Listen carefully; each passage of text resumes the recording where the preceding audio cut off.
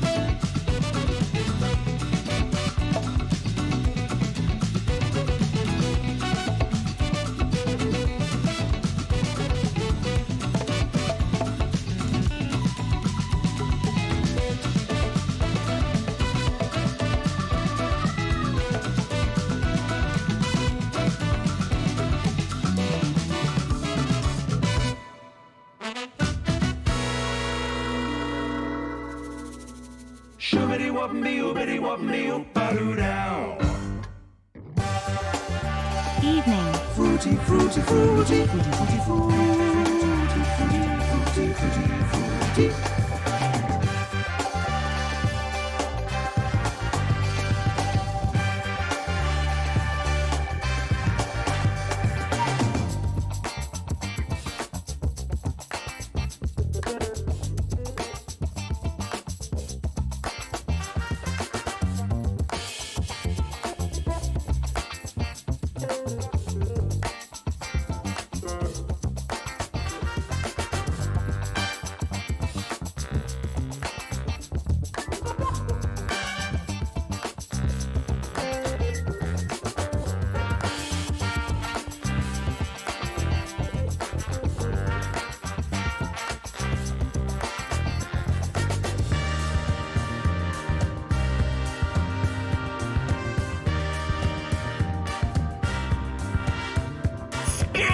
Fruity, fruity, fruity, fruity, ring, ring, ring, ring, fruity, ding a ding, ring a ding, ring a ding, ring a ding, ring a ding, ring a ding, a ding, a ring, ring, ring a ding.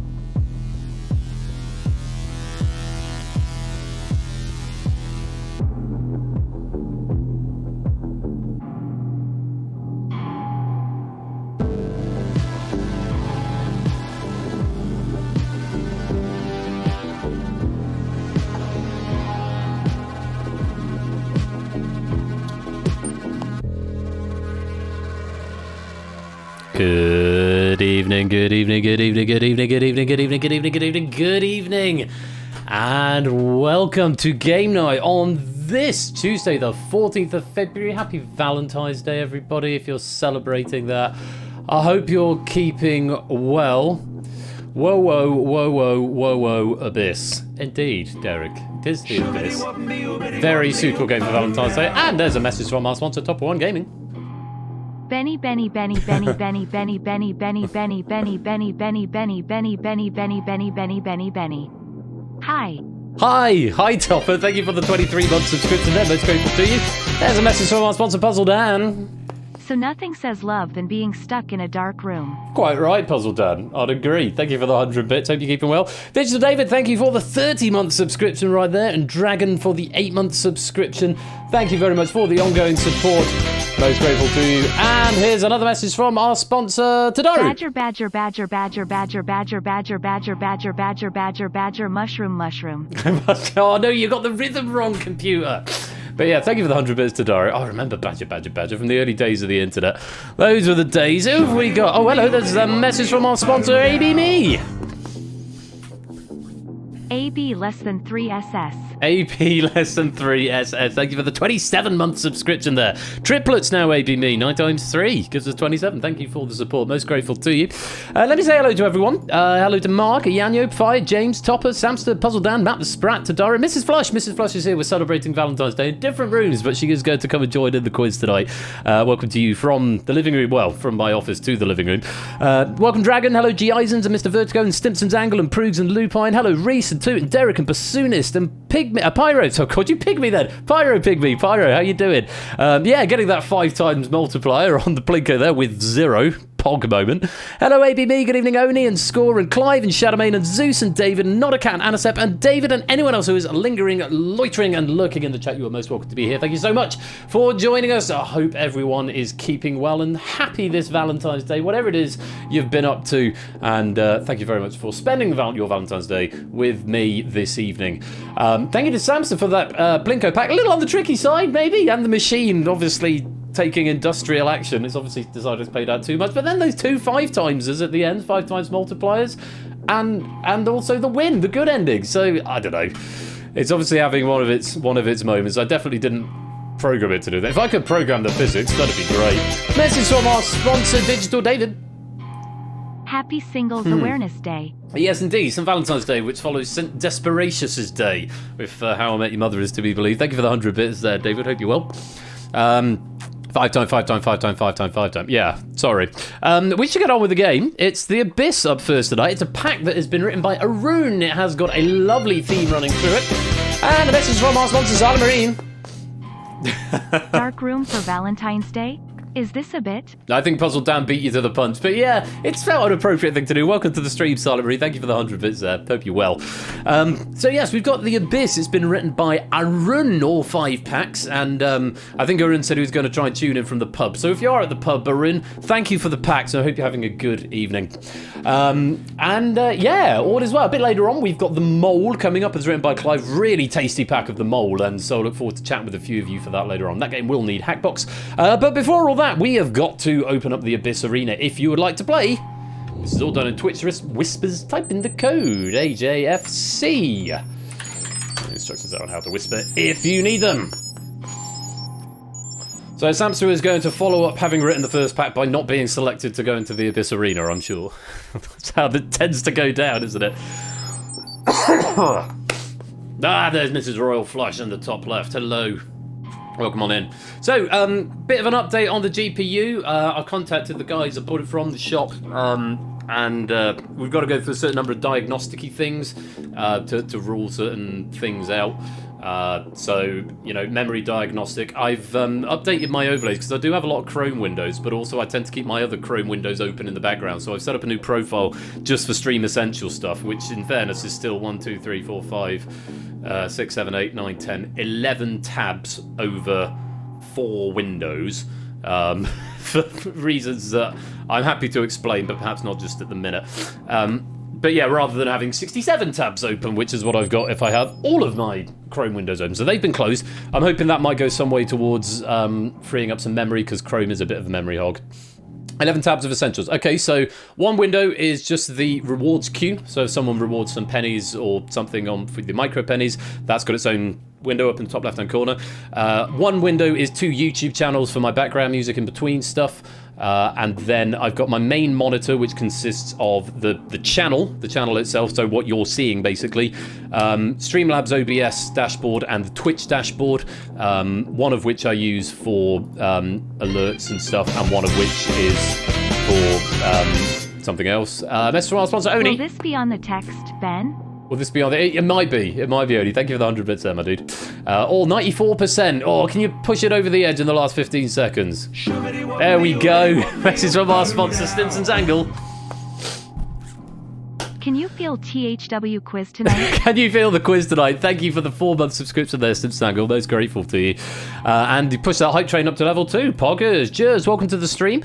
And then the 4th window is the drive where the packs are. The currently open pack, in this case the Abyss, and then the stream schedule, Twitter, and the penny bank on my website. So it's all reason. I mean, I use all of the windows at some point over the stream, all of the tabs, but what I don't use is like my email and Facebook and all the other 40 billion tabs I've got open on the other Chrome profiles. So yeah, it's all good. Hello, Jers.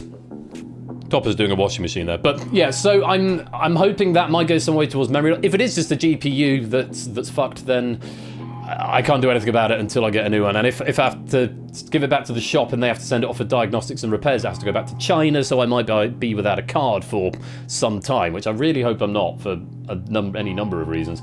But I might be able to see if I can pick up a temporary replacement card in the interim. So yeah, that's the setup. But if he dies, he dies, is what we say to the stream. And we just keep our fingers crossed and hope for the best. Right, I think we've got enough players. I think we should get on with this game. It's The Abyss by Arun with a very special Valentine's theme running through it. I hope you're all ready to play. Here are the rules. So, players will attempt to answer up to 40 questions by whispering the answers to Persephone's Twitch bot. Use crossword clues to assist you as spelling matters. After the 5th question, 9 players will be selected to join the Abyss Arena, with players who perform better given a higher chance. If players in the Abyss Arena answer a question incorrectly or abstain, they lose a life and drop a level. After the 3rd incorrect answer or abstention, they drop into the Abyss and are out of the game. Player from the wings will be selected to replace them with players who perform better on the previous 5 questions given a higher chance. Arena players earn an extra life up to a maximum of 3 after successfully answering 5 consecutive questions. This is Ethiopia. Isn't that Addis Ababa? Was that the capital of somewhere? I don't know. Possibly, David. After question 40, players in the Abyss Arena progress to the final. So you want to get into the Abyss Arena, but you want to try and stay there as well. So you want to try and get in later. Or just perform really well when you get in there. Those are the rules. Crossword clues help you because spelling matters. Whisper to Persephone's Twitch bot. And you've got 5 categories, 10 questions in each from a run. Oh, hello, Riff. Welcome to the game. Just in time. Welcome to the stream. Welcome to the game. If you're all ready, this one auto runs and it can't be stopped. Let's play.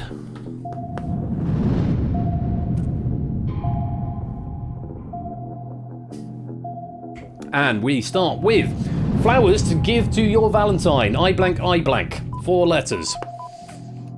And find the tab. Identify the names of these flowers that your Valentine might like to receive. Only the letters of the word Valentine are shown. So that's what that one's going to be all about. Riff, welcome to the stream. Iris is what we wanted there. Well done if you got that one right. On to the next. What to eat with your Valentine. Made into a carriage by the fairy godmother in Cinderella. 7 letters. And these categories are, as you might well imagine, if I can find the right tab. Pumpkin was the answer. I've lost the tab now. Must be that one. Next one. Nice things to say to your Valentine. Big cat notable for its orange fur and black stripes. 5 letters. So what to eat? All the answers to the clues are foods, specifically foods considered to be aphrodisiacs according to an article in Cosmopolitan I found. And nice things to say to your Valentine. The clues given are all definitions of words or phrases. Answer with the correct word or phrase. Each answer is a lovely name you might call your partner. Some of them are significantly nicer than others. Next, places to take your Valentine. Hermitage Museum or the Winter Palace. 210. And in this one, If Valentine's Day itself goes well, you might want to go travelling with your Valentine. Identify the city that the following pairs of landmarks are found in. That one was St. Petersburg. One more category to reveal, and I'm hoping it's this one. Songs to play to your Valentine, 1,000 blank. Christina Perry, 5 letters. Supply the missing word to each of these clues to give a lovely song by the given artist that you might wish to play to your Valentine. So those are your 5 Valentine-themed categories, and on this one we were looking for years. 1,000 years, not 1,000 miles, which is by Vanessa Carlton. So, let's bring some players into the Abyss Arena. Mr. Vertigo joining us with 4. Yanyu joining us also with 4. We've got James Crosbell joining us with 2. Welcome on in. Clive comes in with 3. Welcome to the game. Stimson's Angle joins us with 3 as well. ABB's coming in with 4. Proogs has joined us also with 4. Jers comes in with 3 and 1 more spot to fill. So it'd be just as if it was one of the 5s. No, it's Mrs. Flush. Welcome on in on 2 points and none for Samster. On we go. Next 5 questions categories will now start to repeat, but in a random order. Next one, songs to play to your Valentine. Blank in Love by Beyonce, 5 letters. Note that the categories will, you won't get a repeat category in any set of 5. Okay, so you get all 1 from each category before they'll repeat again. Crazy in Love by Beyonce. Proogs and Mrs. Flush losing a life on that one. On to the next question. Flowers to give to your Valentines. Blank, blank, A, blank, INT, blank. 8 letters. Not a cat, gotta whisper it to Persephone's Twitch bot, otherwise it won't be processed by the game. Very important. That's a hyacinth. The bouquet residence, the lady of the house speaking. Mrs. Flush, Simpson's Angle, James and Ianya, you're losing a life on that one. Mrs. Flush, you're poised over the abyss. What to eat with your Valentine? Surname of Jerry, the Glaswegian musician known for belter and cantor. 8 letters long.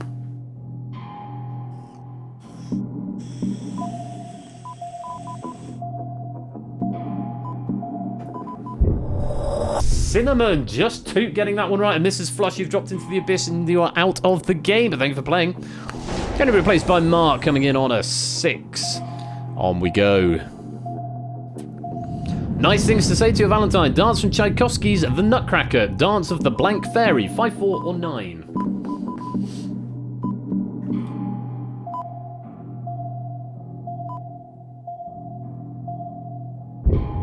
Sugar Plum. Or indeed, Sugar Plum. Just losing a life. 1 step above the abyss floor. Next question. Places to take your Valentine. Tijuca National Park. Christ the Redeemer, 327. Which city are we after there?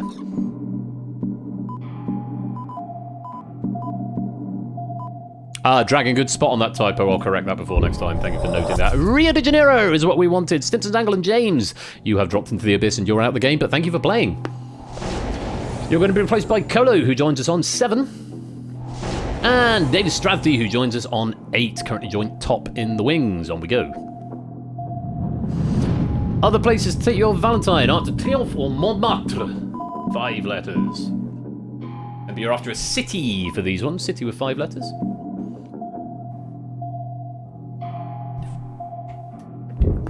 It's Paris. Paris is what it is. On we go. What to eat with your Valentine? First name of the owner of Faulty Towers. 5 letters. I hope Mrs. Flush is okay. Mrs. Flush, are you alright? Can you confirm you're okay? I haven't seen you answer for a while. Hello, Ramsey. Welcome to the stream. Happy Valentine's Day. It's Basil. Basil Faulty is who we wanted there. Well done if you got that one. On we go. Flowers to give to your Valentine. L-I-L blank space blank blank space T blank E blank. Sorry, T blank E space V-A-L-L-E blank 4236. And the spelling it does count. Lily of the Valley is what we wanted there. Lily of the Valley. It's a plot point in Breaking Bad, that plant, I believe. Mr. Vertigo, Ianyo, and Proogs, you have earned an extra life. Mr. Vertigo back up to the top flight. Ianyo and Proogs, you back up to the center. Next question. Songs to play to your Valentine. Total blank of the heart. Bonnie Tyler, 7 letters.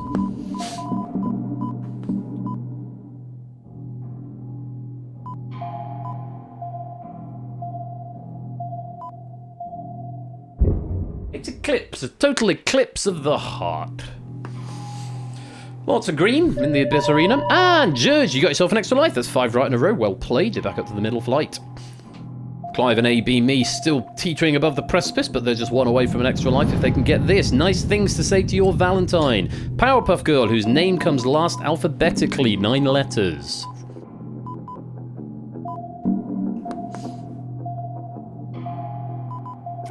Is AB Me gonna get in? He's not! Buttercup is what we wanted. AB Me, you've dropped into the abyss and you're out the game. Thank you for playing. Clive getting himself an extra life. Pops back up to the middle level. Well done there. And AB Me is going to be replaced by James, back in for a second attempt. Must have done well on the last 5. Welcome back into the Abyss Arena. Next question.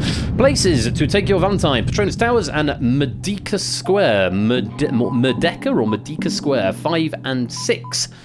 And we're after a city. City is what we're after here. Medica Square. That would be Kuala Lumpur. Mr. Vertigo has not dropped into this, but Proogs has dropped into the abyss. And you're out the game, but thank you for playing. Zeus, welcome to the arena, my friend. Joining us with 14 points. Currently in joint second. Next, flowers to give to your Valentine. Blank A, blank, blank, blank, blank, IL. 8 letters long.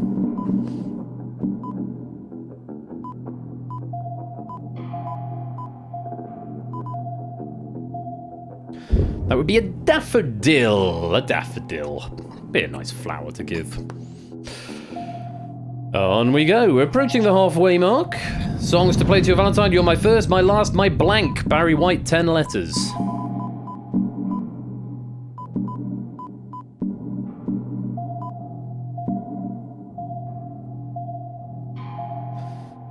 You're my first, my last, my everything. Clive losing a life on that one. Poised above the abyss floor. Mark getting 5 right in a row, but already at the top flight. Here's your next question. What to eat with your Valentine? Technology company, co-founded by Steve Jobs. 5 letters.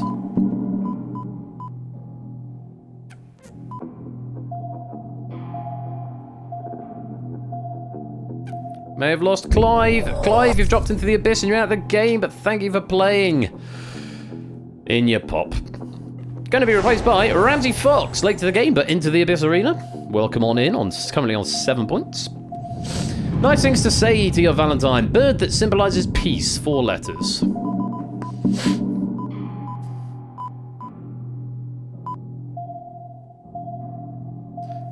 May have lost Clive and possibly Mrs. Flush as well. I should go and check on her in a bit. It's a dove. Bird of peace is the dove. Andy Wassar and Ramsey Fox, welcome to the stream formally. David and George, you've earned yourself an extra life. Nicely done. On we go. Nice things to say to your Valentine. Court card that ranks between Jack and King, 5 letters. We're at the halfway point. 20 questions asked. Babe, you okay? Oh, okay, fair enough. It's the Queen. I want to call your Valentine the Queen. Mrs. Flush is just really tired. She might slope back in a bit. Oh, lots of extra lives going out there. Mr. Vertigo, Ianyo, Colo, and James.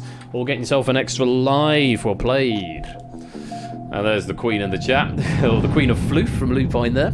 What to eat with your Valentine? Spice derived from the crocus, often said to be the world's most expensive. 7 letters.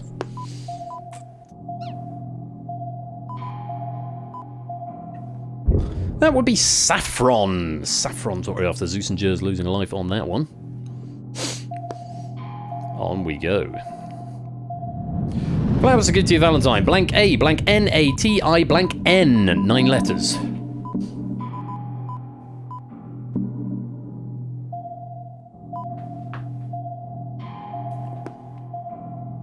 That might be a carnation. You might want to give to them. What incarnation? Zeus losing a life on that one.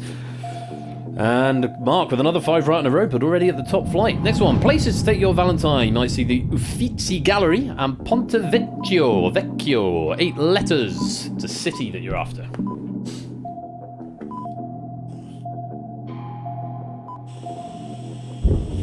That'd be Florence. Mr. Vertigo and James losing life on that one. Let's move on rapidly. Songs to play to your Valentine. I just blank to say I love you. Stevie Wonder, 6 letters long.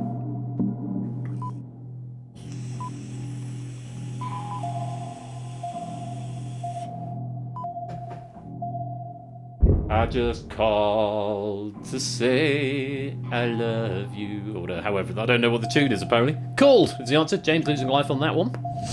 What to eat with your Valentine? Play by Anton Chekhov. The Blank Orchard. 6 letters.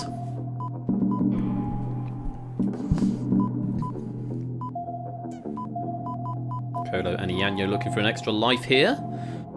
And they've got it as well, but unfortunately James hasn't. The answer was Cherry, and James, you've dropped into the abyss and you're out of the game, but thanks for playing. Ianyo and Kolo getting themselves that extra life back up to the top flight, both of you. Very well played. And we need a replacement player, and this is Matt the Sprat joining us on 18 points. Welcome to the game, Matt. Next question. Places to take your Valentine. You might see the Willis Tower and Cloud Gate. 7 letters long. You're after a city. Excuse me. This cough is just lingering just a little bit.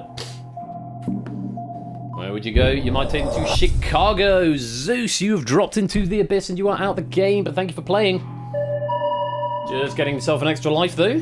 Bit of breathing room. You're back up to the middle flight there, Just. Well played. And Zeus is going to be replaced by Toot. You've been leading from the word go, currently on 26 points, and you're into the Abyss Arena. Next question. Songs to play to your Valentine. Love is All Blank by the Trogs. 6 letters. About damn time, says Mark. It's been a relatively quiet churn this game. It hasn't been a huge churn. These questions are all very accessible. That would be around. Love is all around me. And so the feeling grows. Jers and Ramsey losing a life there. As we come into the final quarter of questions, we come to flowers to give to your Valentine. Blank A, blank N, blank L-I-A. 8 letters long. 11 questions remain after this one. So 12 including this one. That'd be a Magnolia, Mr. Vertigo. You've dropped into the abyss and you are out of the game, but thank you for playing.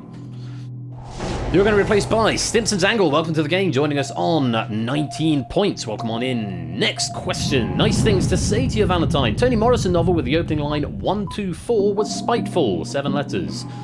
Or possibly 124 was spiteful. Still 7 letters. Tricky one here. Do you know? Can you get there? It's Beloved. Kolo, Jers, you have dropped into the abyss and you are out of the game, but thank you for playing. Oni comes to replace on 25, as does Samster. Oh, game's broken, game over. There's a bug there. Samster's got into the Abyss Arena. Joining us on 27. Welcome on in, Samster. Songs to play to your Valentine. Wouldn't it be blank? The Beach Boys, 4 letters. It's a game-breaking bug when Samster gets it. Such is the meme. Wouldn't it be nice if we were older? And we wouldn't have to wait so long. Love that song. Next question. Flowers to give to your Valentine. T blank L-I blank. 5 letters. I quite like the Beach Boys, actually. I don't think they're overrated. Adam Sandler version is better. Possibly. Quite possibly. That'd be a tulip. I want to give a tulip to your Valentine. Two getting 5 right, but he is going to stay at the top flight because he's already there. Places to take your Valentine. Chapultepec Castle and Estadio Azteca. 6 and 4. City that you want for this. I am on the Schlur tonight, by the way, having a night off the booze. Went out to the pub with a friend last night. Mexico City. Simpsons Angle, Matt the Sprat losing a life there. Yeah, I went to a pub with a friend and had a couple of beers, so thought I'd have an evening off tonight. Moderation and all that. Nice things to say to your Valentine. Sweet brown product made by bees, sometimes drizzled over pancakes. 5 letters.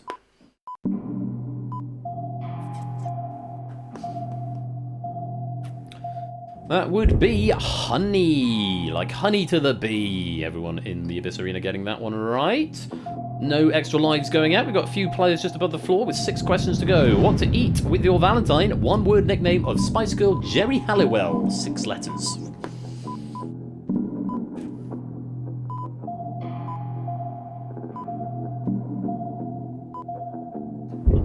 That would be Ginger. Ginger Spice. Stimson's Angler, Matt the Sprat. You've dropped into the abyss and you're out of the game, but thank you for playing. Ramsey and David get themselves an extra life. Ramsey's back up to the middle level. David back up to the top flight with only 5 questions to go. ABME comes back in for a second attempt on 22. And Derek joins us on 33. Welcome to the Abyss Arena. Can you stay there till the end of the game? Let's find out. Songs to play to your Valentine. Can you feel the love blank by Elton John, 7 letters.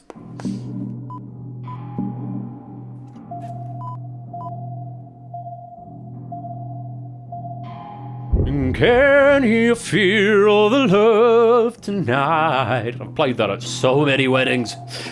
Good tune though. 4 questions left. Flowers to give to your girlfriend. The flowers to give to your Valentine. Blank A, blank blank ENIA, 8 letters long.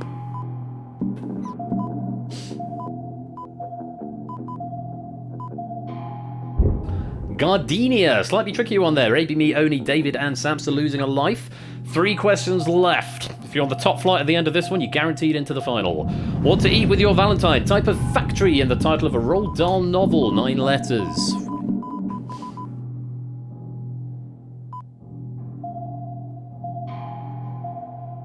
Oh, Gardenia, bad luck there, David. That would be chocolate. And everyone on the top flight, Ianyo, Derek, Toot, and Mark, you're guaranteed into the final now. Well played. Everyone else has got to get through at least one more. Places to take your Valentine: Buckingham Palace and Big Ben, 6 letters. And if you're on the middle flight at the end of this question, you are guaranteed into the final. All of them have answered, and there's no one on the bottom flight, so we may have our finalists. We have indeed, it's London. Very well done, everyone in the arena getting that right. So those will be our 9 finalists tonight. Appropriate, we've got 7 players at the top and then a couple a little further down, so it's worked out quite nicely there. Final question of the main game. Nice things to say to your Valentine. Spin-off of Buffy the Vampire Slayer with 5 letters. That would be Angel. Ramsey losing a life, but academic at this point. That is the end of the 40 question run. So, after 40 questions, it is time for the final. Going to raise everybody back up to the top, and we'll explain why almost immediately. But now cut that out. Finishing off with 39 out of 40. That's good going. Derek and Mark picking up 38 out of 40. Ianyo and Samster 36 out of 40. Good games all round. I can't remember if I give medals out for this game.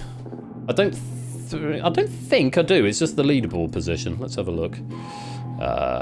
Yeah, just survivors of the abyss. So no medals, but of course you do get 5 times your score in pennies at the end of it. So do keep answering. If you're not in the abyss centre now, you won't be able to get there, but pennies still up for grabs.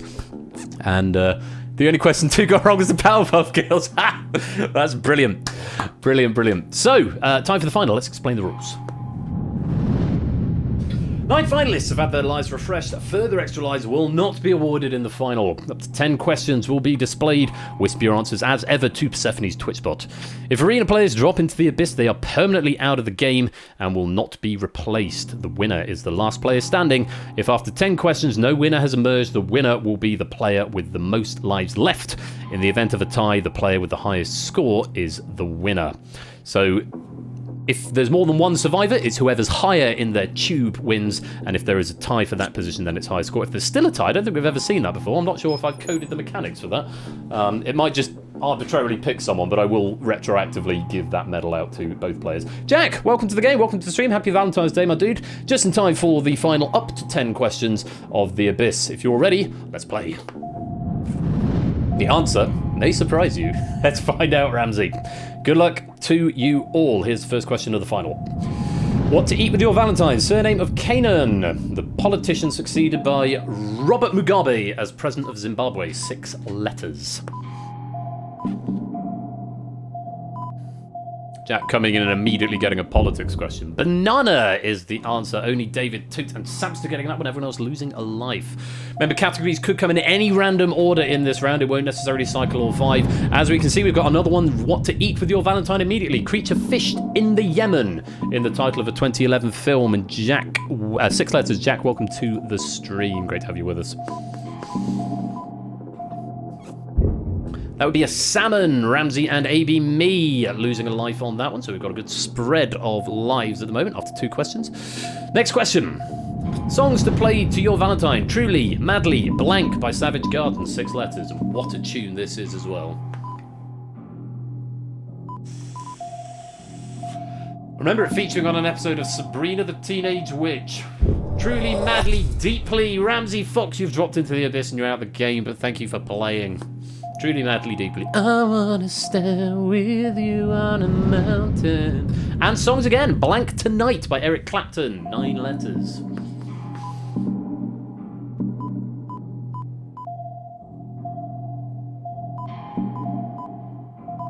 That would be wonderful. Wonderful tonight. AB Me, you've dropped into the abyss and you're out the game, but thank you for playing. 6 questions left. Who will survive? Survivors of the abyss, let's find out. Flowers to give to your Valentine now. Blank, blank, EET, space, blank, ILLIA, blank, 5 and 7.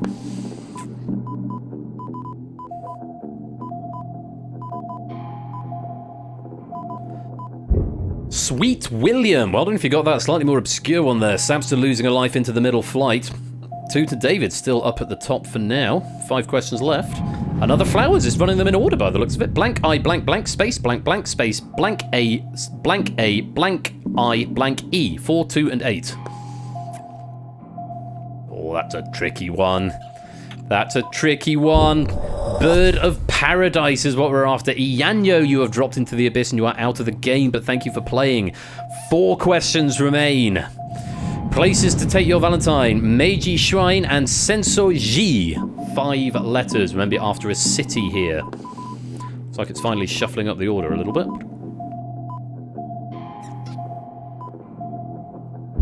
That'll be Tokyo. Oni losing a life down to the bottom flight. This is a very tense final. We could get through all 10.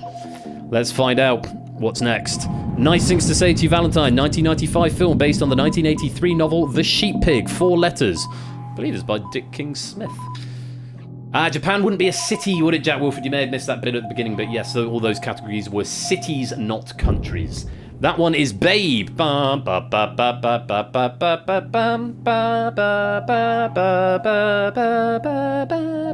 on Organ Symphony. Nice Things to Say to Your Valentine. Italian born in 1725 who wrote the autobiography Histoire de ma vie. 8 letters. 1 more question after this. Has anyone been in the Abyss Arena from the very beginning? And David's lost a life. It's Casanova with 1 question to go. It's going to come down to this. Toot's got advantage at the moment. Let's see what happens. Places to take your Valentine. Spanish Riding School and Belvedere Palace. 6 letters. Could be the first time we've had more than 1 survivor of the Abyss for a while. Has Toot got it? Has he got it right? He has. It's Vienna. Mark losing a life. He does survive, but that is the end of the game. And after 50 questions, the winner is now Cut That Out. Oh, Vienna! Boo, says Samster. 48 out of 50. You machine now, Cut That Out. Good game. And I have to say, kudos to Derek, who missed out by 1 point on getting an Abyss survive there. I mean, technically all of those players have survived, but you don't very often get 6 players surviving the Abyss at the end. Achievement unlocked, got into the arena. Very kind of fun. Well, we changed the metrics though. It used to be that the final was the hardest of each category, but we sort of swiveled it around a bit because we were getting too many finals where it was like 4 questions and over and a bit anticlimactic. So on the recommendation, I think it was a combination of Colo and David. So we've slightly diluted the end game. But even still, a bit academic too, because you only missed 2 of them. 1 in the final and the Powerpuff Girls, I think. But yeah, great game all round. And Toot taking home the Abyss survivorship there. And a message from our sponsor, Puzzle Dan. Vienna also a ice cream you could eat with your lover. Vienna is also an ice cream you could eat with your lover. Thank you for the 100 bits there, Puzzle Dan. Yeah, I think you're right, Topper. I think that's the correct way to do it. It gives it a bit more tense. It was a very tense final, I have to say. Lots of players still in, and ultimately it did come down to Toot on points, beating Derek by 1 to the 2nd tiebreaker metric, or 3rd if you include whether or not people survived. So yeah. Good game all round, and thank you very much to Arun for a marvellous as ever question pack. Really lovely stuff, and thank you for infusing us with a little bit of Valentine's Day cheer as well. And yeah, top 5, David. Now, of course, out in the wings, whatever your points are, multiply it by 5, and that's what we'll give you in pennies. And they should be added onto the new system as soon as we roll the credits, which I'm going to do momentarily because we need to get on to our next game, which is The Mole. Haven't played The Mole for a few weeks, but we've got a really tasty pack written by Clive. Quick reminder that if you would like to play in The Mole in the hot seat, you do need to be in the Discord, you need to have a working microphone, and you need to be prepared to come and have a chat with me and 4 other players on the stream. And it will be lots of fun, I'm sure. I have made a few tweaks to The Mole, so it should flow properly now. The rules are a little bit clearer, I think, and something else as well. I've made the categories work properly and clear when they should, and updated the penny system and all the rest of it, so that's all good. But it's backed by Clive. We'll can't play the next game, so we'll be looking for a bit. No problem, David. You're very welcome to lurk. And thank you for stopping by, and well done on your performance there. I'm going to play some adverts, but we won't start the next game until they're done. So go stretch your legs for 3 minutes. If you're sub, then you won't see adverts. You'll just get to enjoy the funk for a few minutes. I'm going to top up my glass, and I'll see you in a few minutes for devious action in The Mole. Congratulations to all 6 of you, but especially to Toot, our survivors of the Abyss.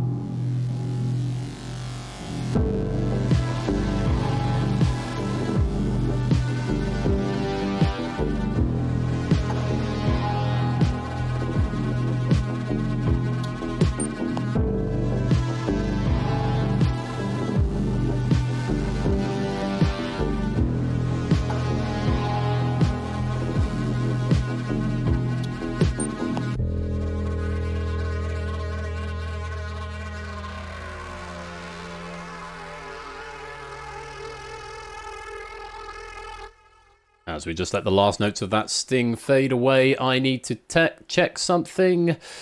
Right, because it debugged test data written to drive, and I was horrified for a minute I'd run the whole thing in test mode, but I have not. I just got the debug incorrect, so I will update that immediately. So enjoy the funk. 3 minutes of adverts coming up, and make sure you've got Hackbox and Discord at the ready, because we've got The Mole coming up after the break. Don't touch that dial. We'll be right back.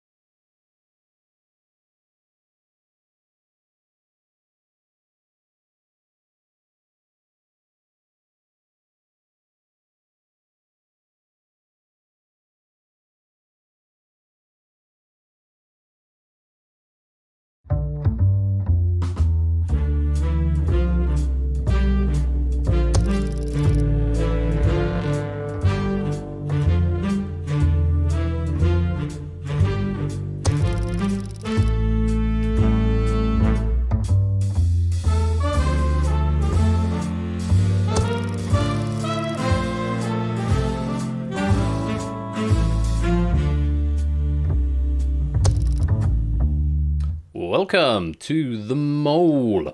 I hope the adverts are finished. Colo, welcome to the stream, or formally, thank you for popping that announcement message into the chat. So yeah, you need to be at Hackbox, you need to be in the Discord, you need to have a working microphone if you want to play in the hot seat for this game. If you just want to play along for fun on the side game, then you're very welcome to do that as well. There is an option to exclude and to unexclude as well. Thanks as ever to Dev for creating Hackbox and to Bash for doing the Unity integration, which makes this game possible. It was the first game I came up with that actively required Hackbox, rather than it just being an extra convenience. So, if you are wanting to play the mole tonight, you are going to need to come and join at Hackbox with this code. LSKL. Now, was this one that I'd added the Twitch authentication into? I can't remember. You'll find out. It's possible that I haven't done the authentication. Or maybe I have. I have. Excellent. Yes, this is what I did it on. I've done one game with the new Twitch authentication. So again, many thanks to Dev and to Ash for this. I think yeah, I did update this. So if you want to authenticate your account and you straight, brilliant. That's good to hear that that's working. So yeah, if you log into Hackbox with Twitch, then you can skip the authentication step. Otherwise, it does still require you to authenticate, so I haven't just given it as an option. So it's a convenience thing for you to join with the authenticated Hackbox, but you still must authenticate through Twitch if you aren't logged in, because otherwise just anyone could join and it gets messy in a hurry. You could have loads of alt accounts. So you do still need to authenticate, which should hopefully mean we get just one of each account. A reminder of how the selection process for this works: if you are not excluded, then it will ping out at you one at a time when you're selected, and you must select a character. James, I'm getting a message that you're trying to join twice. Are you already in? You are already in, so you don't need to validate again. You've been validated, James, and you're in the game. Oh, James, there you are, top right. So again, reminder: you must have a microphone.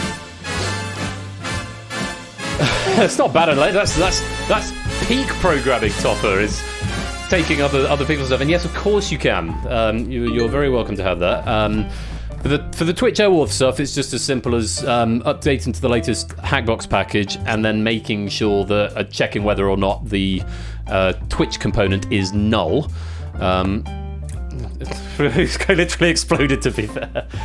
The other one is just it's just a simple OTP generator. But yes, happy to send a project in your direction. Just ping me a DM and I'll send you some stuff after stream. Right, 9 valid players. Ralph, Proofs, Shadowmane, Zeus, Mr. Vertigo, Shapester, Riff, A. Roy Jakers, and Jack are eligible to play in the hot seat. This is a pack by Clive. It's a really good pack, I have to say. It's a little on the challenging side, as this game should be. And Shapes, welcome to the stream. But it is a smidge on the challenging side. So, but we'll have fun with it, I'm sure. Right. That's the end of the quite excellent sting. Let's lock the lobby. And there's a caution for flashing lights, which I was asked to add as well. So, if you're selected, make sure you select a character within 10 seconds. Keep your eye on your Hatbox devices. There we go. A. Roy Jakers, aka Oni. Ralph is in, aka the Lupine one. There's Proogs, aka Proogs. There's Mr. Vertigo, and one more. And it's Jack, aka Jack Wilfred. Good evening, you 5. Make your way to the green room. We'll get you sound tested and then into the game. Oh, this is going to be a good one. I've got a feeling about this one. It's going to be fun. Right. I see Oni and Jack and Proogs and Ralph just went. And there's Mr. Vertigo. Fantastic. So, Kolo will just do a quick sound test of you. That is a lineup. There really is a lineup. This could be a very interesting game to play. And just as a reminder for anyone watching along, I do not know until it is revealed to you who the mole is. I purged it from the debug. Because it became increasingly difficult to keep a straight face, and asking leading questions was going to be a thing. So, so I don't know, which means it's kind of fun as well. Once players are eliminated, we will, of course, keep them in the voice chat so they can stoke the fires of suspicion along with everyone else, which will be really good fun, I hope. And our players are joining the room now, and I'm hoping that everyone is going to be able to be heard on stream. Good evening, players. Good evening. Good evening. Fantastic. Well, I can hear you, and I'm hoping that stream can hear you as well. Let's go through. First of all, A. Roy Jakers. Right, I was trying to actually do the best host of the mole in the Netherlands, Art Royakkers, but unfortunately I couldn't spell it correctly because I'm a fat. Royakkers. Well, welcome to the game, Oni. How are you keeping? Good, thank you. And is Mrs. Oni as happy with you having Valentine's Day with the quiz gang? Well, she's at work anyway, so there's nothing I could have done. Oh, that's fair enough then. Well, great to have you here. You played the mole before? Played not in this hot seat, but I've been in the audience and written a pack and did the font. So of course, yes, you did write the font, didn't you? You did rather write the font, so you can dish it out, but can he take it? Great to have you with us, Oni. We'll chat with you in a little while. And Ralph, welcome to the game. Good evening. How are you keeping, my dude? Very well. Work had donuts, and if I had known that work had donuts in the afternoon, I wouldn't have had a Cinnabon in the morning. Oh, that's too much pastry at that point, isn't it? It's too many Yes. carbs. Yes. I had to have a lot of kale for dinner tonight. sort of counterbalance it. Now, how was snowboarding?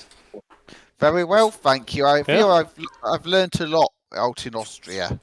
Excellent stuff. Well, it's great to have you here. How are you feeling about possibly having to be a little bit devious tonight, or are you planning on playing a straight and honest game?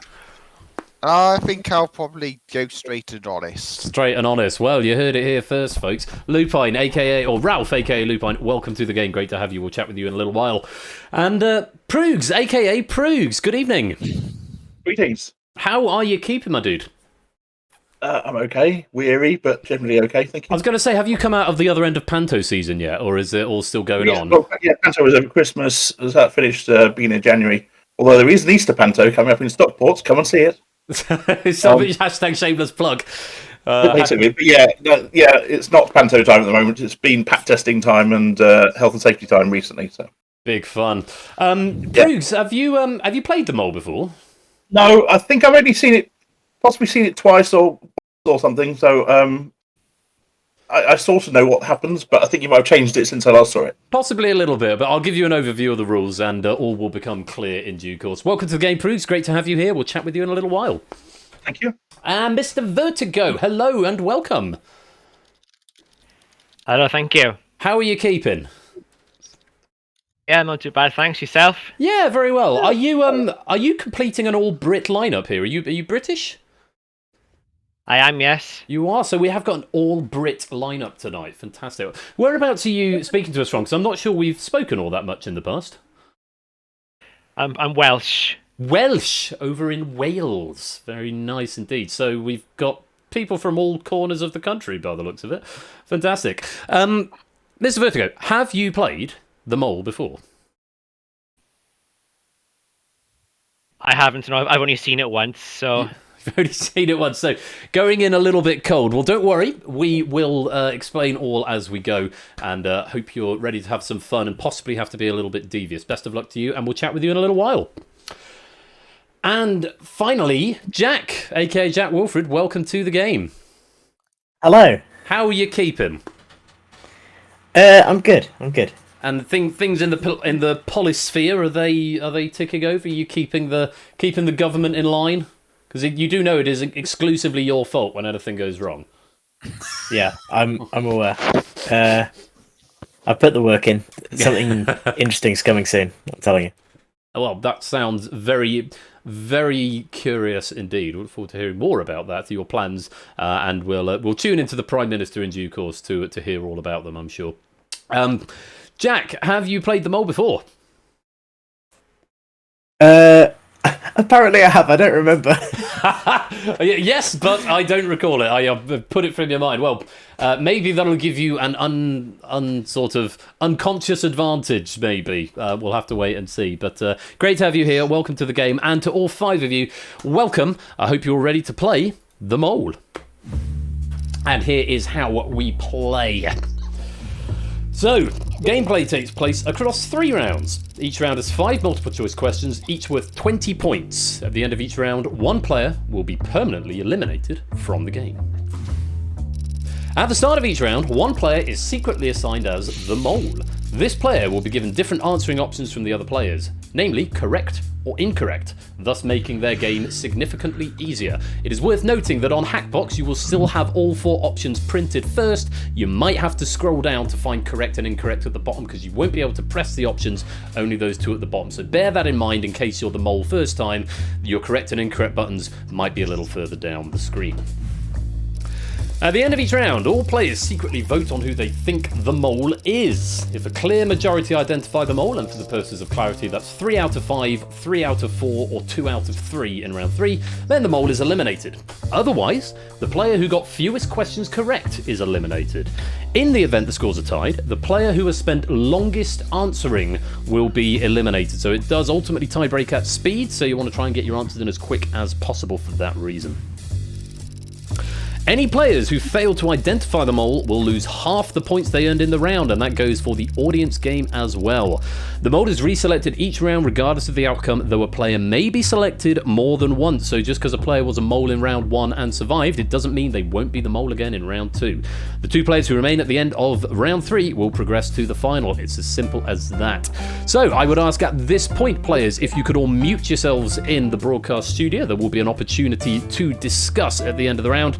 But for now, pop our microphones onto mute and we'll go to round number 1.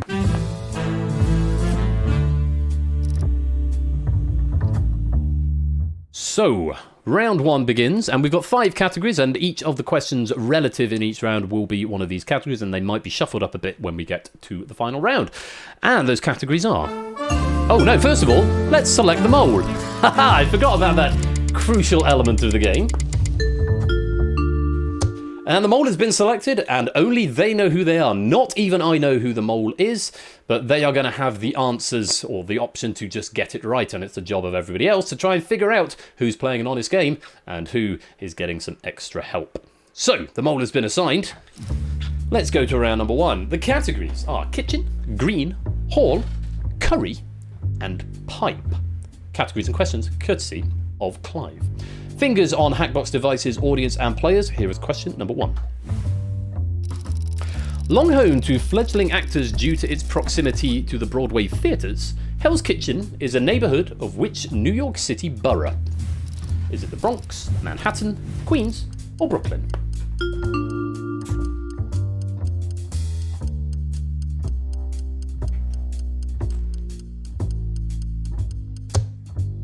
And the other three all abstaining on that one. Did it not take my click? Because I did click Manhattan. It did not. It doesn't appear. Did you not get any feedback on Hackbox? I clicked it. It's like white, well, grey. Right, that's very strange. I just say it's the same as me as well. Proogs, what happened your end? The stream froze briefly for me there. I don't know if it's taken it or not. It doesn't look like it's taken it at this end. Curious. Might be Hackbox having a little moment, possibly. I'm going to play on the game for... Yeah, the Discord stream froze briefly as well, so I don't know if it was just a general glitch somewhere online. The whole internet just shook at the core, possibly. Well, I mean, Ralph's and Oni's answers did come in. The answer was Manhattan, 83% getting that one right. Yeah, Discord didn't freeze for me. Okay, we'll play on to the next question and we'll see what happens. And if there is a larger problem, then we might have to look at this again and try and figure something out. For now, fingers crossed that everything comes out in the wash. Here's the next question. On green. Which of the Teletubbies is green? The one with the triangular antenna, the one with the curly antenna, the one with the straight antenna, the one with the circular antenna. Okay, the questions haven't loaded at all now. Yeah, my chat box is just saying correct. The question's not coming up. Okay, let me take a peep at what's going on.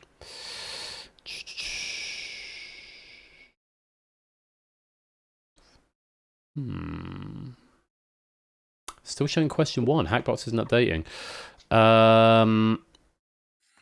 It's not telling me whether it's connected or not. Let me have a look at view JSON state for example. Presets, text box, text props, center, options box, choices, props, center, choices. The question same as AB me, still showing Q1.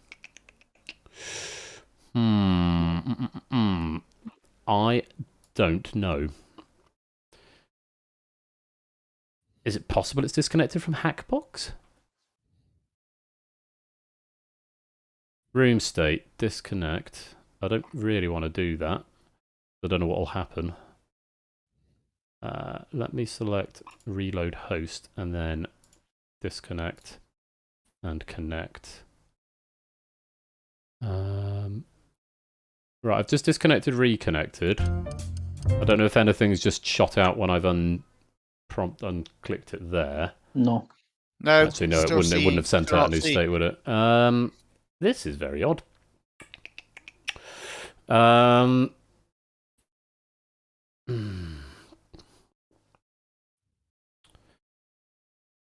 I find a way of... The thing is, I don't want to lose as many as... I want to lose as few questions as possible because of obvious reasons and because the answer shows immediately when the clock runs out.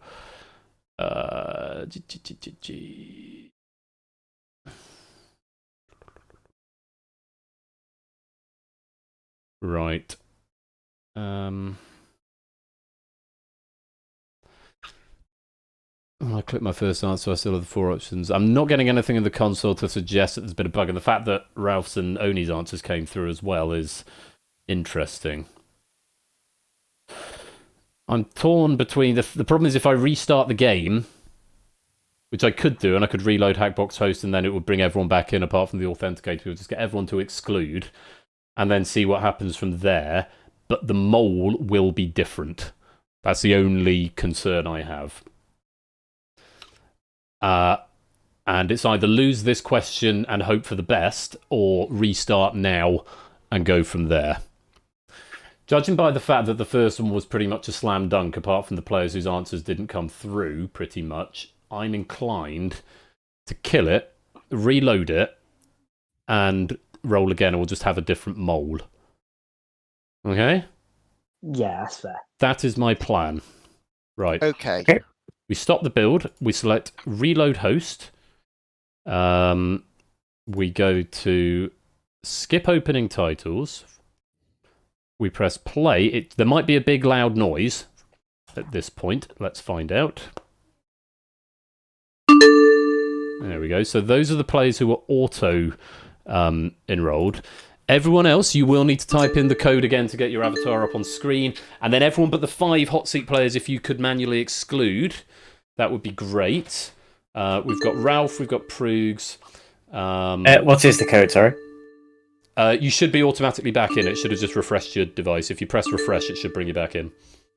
Oh, I came out. That's a problem then. Well, if you just open Hackbox again, it should just bring you back in and then... oh, no, but you still need the code to get in. LSKL. And hopefully that will just bring you back into the right device. There you go. Right. Ralph, Proogs, Mr. Vertigo, A. Roy Akers, and Jack. And there's Riff. So Riff's about to exclude for us. And, right. Hopefully that will all work now. Let's join the game if you want to. So you might be a different character. But we'll just jump straight back into it and do what we can. So there's... And you'll be in a different position as well, so... There's that one, that's good, that's working.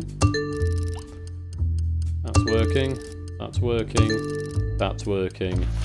Of course, Jack did Jack. Makes sense. Right. Rules are the same as before. So I'll just whiz through those very quickly.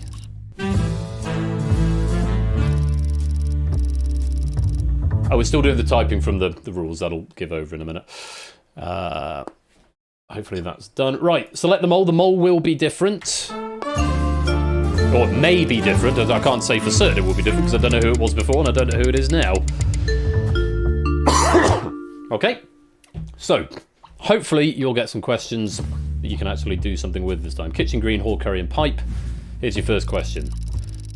Long home to fledgling actors due to its proximity to the Broadway theatres, Hell's Kitchen is a neighbourhood of which New York City borough? Is it Brooklyn, Manhattan, Queens, or the Bronx? Excellent. Breathe a sigh of relief. Sorry for that brief delay, both players and chat. We're back on the game. Manhattan is the correct answer. Mr. Vertigo getting that one wrong. I'm assuming Mr. Vertigo playing an honest game and he's answered as he would have done last time. 75% of you getting that one right. Let's go on to question number 2. Which of the Teletubbies is green? The one with the straight antenna, the one with the curly antenna, the one with the circular antenna, the one with the triangular antenna.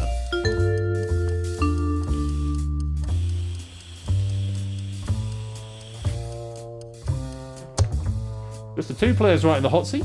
A. Roy Akers and Mr. Vertigo. 58% in total getting that one right. It's the one with a straight antenna. A. Roy Akers is on 2, everyone else is on 1. Let's go on. Question number 3.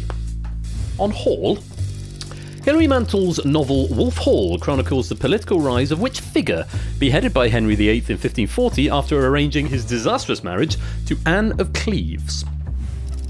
Was it Thomas Hobbes, Thomas Cromwell, Thomas Becket, or Thomas Wolsey?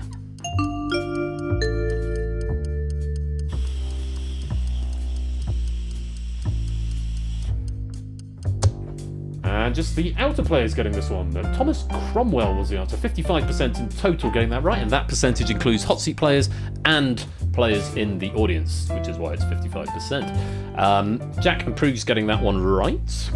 Take note of who's getting what right and what the categories are. Next question is on curry. Which popular curry takes its name from a Portuguese dish? Korma, Dupiazza, Vindaloo, Jalfrezi.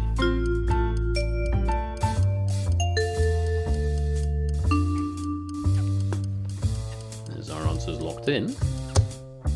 It's a Vindaloo, 35%. Only 35% getting it, but A. Roy Akers and Proogs were amongst that 35%. Currently on 3, Jack on 2, Mr. Vertigo and Ralph both on 1. One more question for you, and it's on the subject of pipe. Which snowboarder appeared on the Kellogg Company's fastest selling cereal box of all time? She landed on the 2018 Time 100 list after winning Olympic gold in the women's halfpipe at age 17, the youngest to do so. Kelly Clark, Tora Bright, Hannah Tater, Chloe Kim. Oh, lovely little harmony created there. And with that, it's 45% give me the correct answer. Chloe Kim, just Ralph and Jack getting that one right. So that is the end of the first set of questions and the end of round 1. So, Jack, A. Roy Akers and Proogs got 3 out of 5. Ralph got 2 out of 5. And Mr. Vertigo got 1 out of 5, which means, Mr. Vertigo, you are in jeopardy. Which means if the mole is not unearthed, you will be leaving us. Tricky round for you there, Mr. Vertigo, was it? Or did they just not fall in your direction? Oh, I found those really hard, actually. Really hard. Well, have you got any suspicions on... I mean, you might be the mole, but if you are the mole, then that's really not a good position to be in because you're definitely going home. So assuming you're not the mole, any suspicions on who might be? No, I couldn't say, really. I really don't know. Would anyone like to lay claim to being the mole, or would anyone like to throw an accusation? Probably you don't want to lay claim, but would anyone like to throw an accusation at somebody? Don't everyone speak at once. No. I was just going to say that everyone's answer seems to line up with whether I think they'd get the question right or not, which is weird. It was an easy round. It was an easy round, but apart from the 2 you got wrong, is that right, Proogs? That's basically, well, yeah, I mean, I'm not one for snowboarding, so it's not surprising I got that one wrong. Yeah. But yeah, missing out on the green and the pipe there.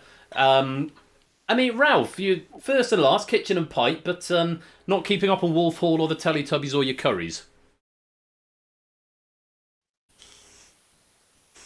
Ralph? You're on mute, mate. He's muted. Oh, he's muted. Sorry. He's muted. Sorry. Giving us a monologue to thin air. Zoom moment. Zoom moment. Ah, very good. Yeah, so what happened on the middle 3? I completely left the Teletubbies question. When I'm with my niece, I rather watch Bluey with her and the Teletubbies, even if I did grow up with the Teletubbies. Sounds like a plausible answer. Well, I'm going to go through and do the traditional thing that I do. Jack, are you the mole? No. A. Roy Akers, are you the mole? Ich bin nicht the mole. Mr. Vertigo, are you the mole? I'm not, no. Ralph, are you the mole? No. Proogs, are you the mole? I'm not. Well, one of you is not being entirely truthful, I'm afraid. And one of you is about to be eliminated from the game. If you can find out who the mole is, then they will be going home. That's with a majority of 3 out of 5 of you. If not, it will be Mr. Vertigo. Time to vote. And in the audience as well. And remember, if you do identify the mole, you keep the points you've won. If not, they get cut in half. So, extra incentive to try and unearth the mole. Time to vote. Who is the mole?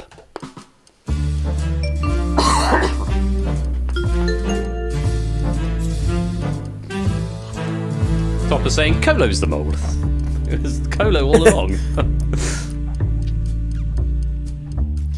And that's time up. No more votes, please. So, time to look. First of all, have you found a consensus? If you have, Mr. Vertigo could be surviving. If you haven't, Mr. Vertigo's going home. Is there consensus? There is a consensus, but have you picked the right player? This is very interesting. 2 votes for Ralph, but 3 for Jack. So, 3 players think that Jack is the mole, 2 think it's Ralph. If Jack is the mole, you have rumbled him and Jack will be going home. If not, it will be Mr. Vertigo who's going home. Let's find out who is the mole.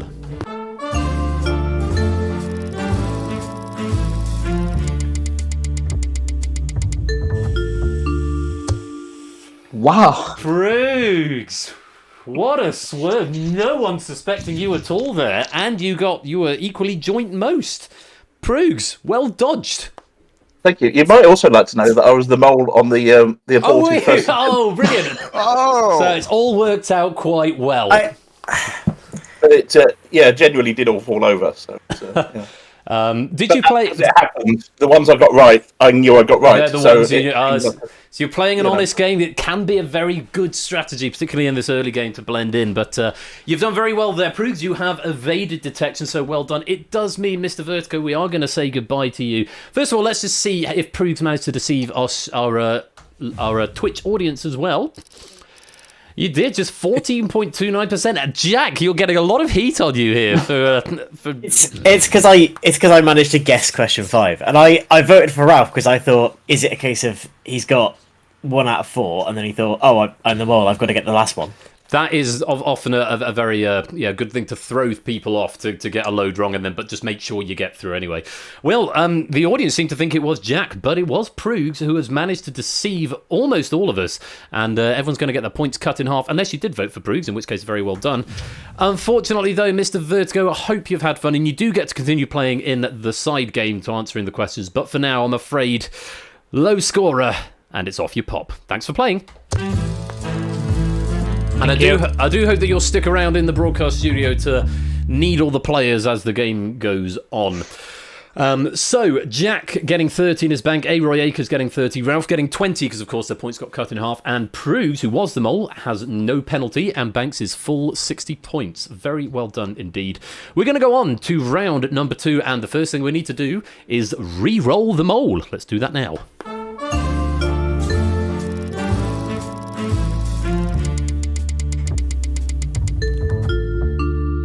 The mole has been selected and only they know who they are. It might be Prugs again. He's been the mole twice before, if you include the pre-game crash. He could be again, or it might be Ralph, Roy Akers, or indeed Jack Factorial. I would ask at this point, players, if you could mute yourselves in the Discord, and we will leave the discussion for the end of the round as we play on round 2. Categories are, as before, kitchen, green, hall, curry, and pipe, and we start with question number 1. Described as long-bodied, crooked-legged, and ugly, which of these would you be most likely to find in a Victorian kitchen? A turnspit goat, a turnspit pig, a turnspit dog, a turnspit horse.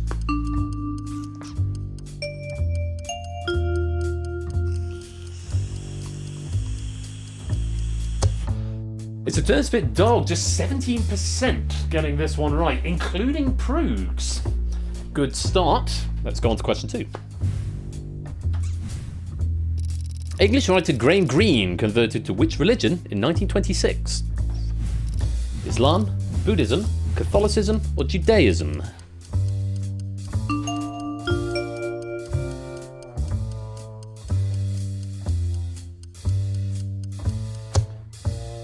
Prugs is 2 for 2 and everyone else is 0 for 0. Catholicism was the right answer. Slightly more getting that one right, 26%. Well done if you did. Prugs is going strong. Let's go on. As originally posed by Steve Selvin, a contestant playing the Monty Hall problem who switches their box has what chance of winning the car? 1/3, 3 and 4, 2/3, or 1/2? I don't know why I said those fractions in 4 very different ways, but there we go. 1 in 3, 3 and 4, 2 and 3, or 1 and 2. It's a 2 in 3, the famous Monty Hall problem, made even more famous by Darren Brown in his show Svengali. 65% getting that, including Prugs, Ralph, and Jack. Roy Akers is yet to score. He's going to need some points, or he is going to put himself into jeopardy. Well done if you did get that one. 2 more questions to go. Here is question number 4. When Curry's founder Henry Curry started his business in 1884, what did they sell? Watches, buckets, bicycles, or playing cards?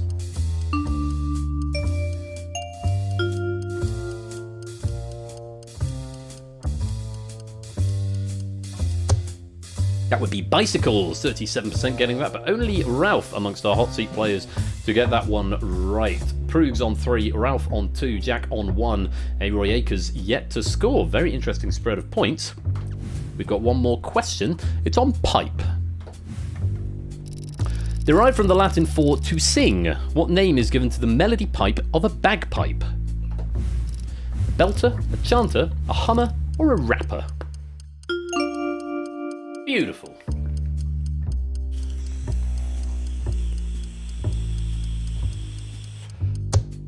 And all 4 getting it right is the Chanter, which means we've got a 4-3-2-1 spread of scores. That could make some very interesting analysis. 84% of the audience getting this one right. That is the end of question 5, and it's the end of round 2.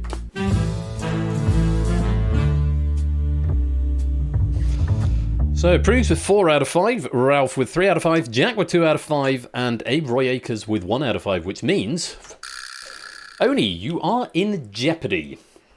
What happened? I completely misread the Monty Hall one. I knew that one of the odds was a half, but I forgot it's if you don't switch, not if you do. Yeah, so if you stick with Yeah, the no, I one you did. picked, it's 1 in 3, and whereas Yeah. if you go the other way, it's 2 out of 3. It's 1 in 2 if you don't switch. Uh, Because I reveal one that isn't to go. oh yeah, so it's 1 in 2 if you don't switch, 2 out of 3 Yeah. if you do. That's it. On the other side of the coin, Prugs, that was a strong round. And I'm annoyed I didn't get number 4 right because I clicked cards and then suddenly realised it was right. So it could have been a 5 out of 5 for me, I'm afraid. Of course, you might need to sort of put some defence forwards because, of course, you were the mole last time, and you are the strongest player, so you're probably going to have the most suspicion on you. What would you say to people who are thinking this is sus? I'm normally quite truthful, which probably won't go down terribly odd when I was the mole last time. That's a fair point. Jack, you the question sort of fell the right way for me. Is all I can say, really. So. Jack, you garnered a lot of suspicion last time. Was that suspicion warranted? And were you being predicted as the mole in advance of you being the mole? I should have addressed question 5 because that was a complete guess. Okay. And it looks strange that I would know anything about snowboarding, which I don't. In this case, these are just the questions I knew. All of my guesses were wrong. Well, Ralph, I mean, it was a bit of a tricky start, but then you got a bit of a streak going on the Hall Curry pipe towards the end. Was that a panic tactic to make sure you get through because you're the mole, or was that just how they fell for you? No, they just fell the right way in the end. I think they definitely fell the right way with question 5 being the easiest. That was a real easy one. Okay, I'm going to ask a different question. First of all, just so I don't put anyone on the spot immediately, Mr. Vertigo, if you're going to have to point the finger at someone in a minute, who do you think the mole is hunch right now?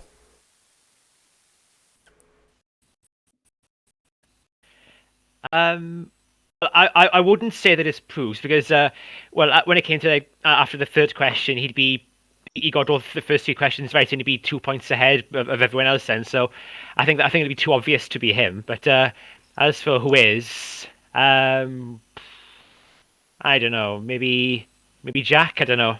Leaning towards Jack. Okay, well, I'm going to ask you each in turn who you think the mole is. So if you are the mole, you've got a couple of seconds now to think about who you're going to accuse. You can give me a reason if you like, or you can just say a name. It's up to you. So, Jack, who do you think the mole is? Brooks. I don't think he's as stupid to do the exact opposite of what I said, of answering at the end, but I don't know, it just doesn't seem right to me. Oni, who do you think the mole is? I think it's Ralph. The way that it lines up of getting the first 2 wrong like all of us, and then Ralph going 1 clear, and then playing a cheat to get the 4 in, the play a correct answer, and then he knew the 5th one outright. I think that's the strategy, right? Ralph, who do you think the mole is? Prugs, I'm willing to take the 1% chance that he was the mole in the abortive run and the mole in rounds 1 and 2, and he was the only one who got the first 2 questions right. Prugs, who do you think the mole is? I think it's Jack because he sort of played a steady game at the beginning, knowing that Oni hadn't done well, but then panicked on the last question and had to make sure he got it right, so he wasn't the one under suspicion. I really wish you'd all stop digging my coffin, right? What I will add is that none of these players are bound by what they said. They might be saying that to throw the game. They might be playing a higher level Galaxy Brain strategy here at this point. You are not bound by what you said, but you will be bound by the button you're about to press. It is time to vote for who you think the mole is. Remember, if you can unearth the mole, and we need a clear majority of 3 out of 4 to ID the mole, If you can do that, the mole will be going home. If not, it will be Oni. And remember, you keep your points if you ID the mole, whereas they're cut in half if you don't. Same to the audience game. Good luck. 15 seconds. Who's the mole? Time to vote.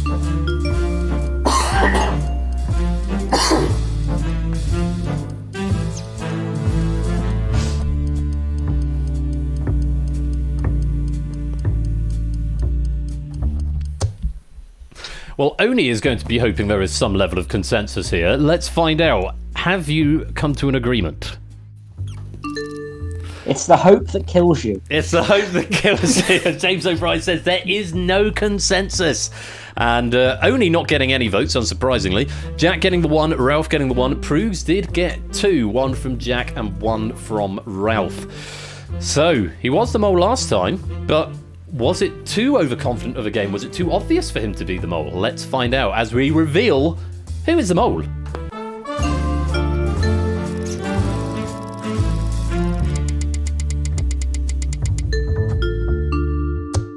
I told you! It was I Ralph! actually told you!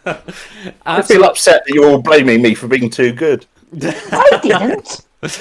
Oni, absolutely furious. The logic there was possibly impeccable. Ralph, was that the reality of what happened? Well, I did play an honest game until question 4, which was the Curry's question. I would have done the same thing that Proogs would have done, actually, if I wasn't the mole.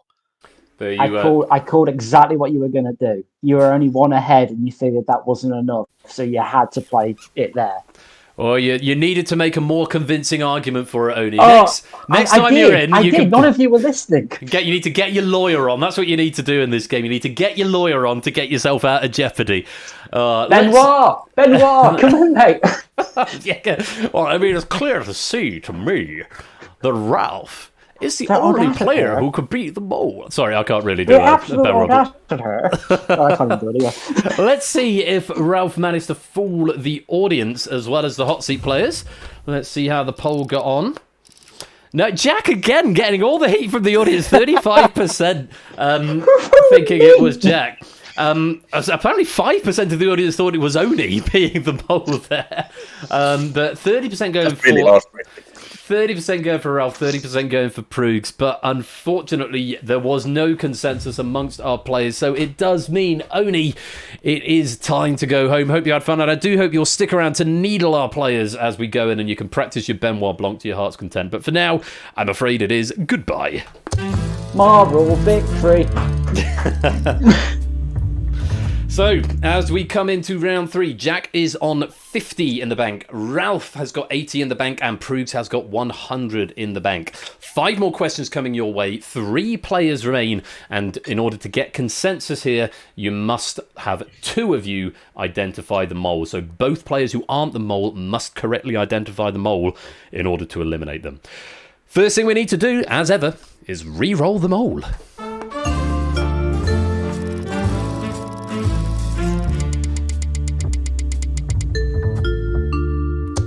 The mole has been selected. Nobody, not even me, knows who the mole is.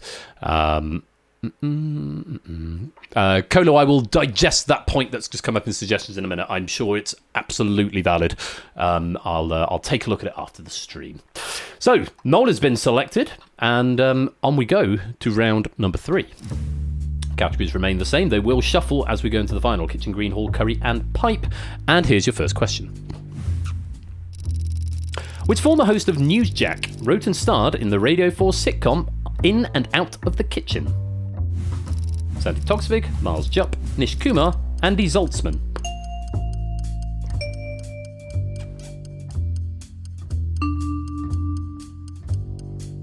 All answers in. Jack, the last to answer.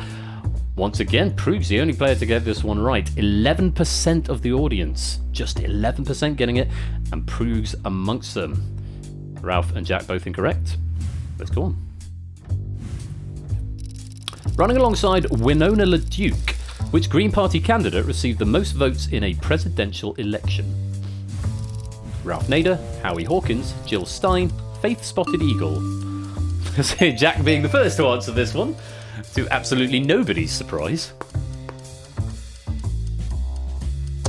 And Jack getting it absolutely right, as did Prues. Ralph Nader was the answer. Ralph has 0 for 2 at the moment, still 3 questions to go. 44% of the total player pool getting that one right. Question 3. Edvard Grieg originally wrote In the Hall of the Mountain King, for which 1876 Ibsen play? A Doll's House, Peer Gynt, Hedda Gabler, An Enemy of the People.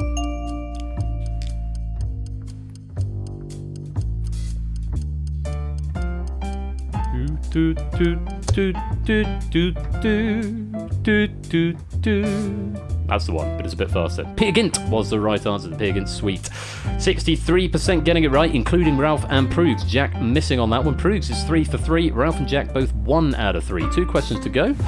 Question number 4 is on curry. Aside from being rhyming slang for curry, Ruby Murray is the only female artist to have had how many singles simultaneously in the UK Top 20? 5, 10, 15, or 3?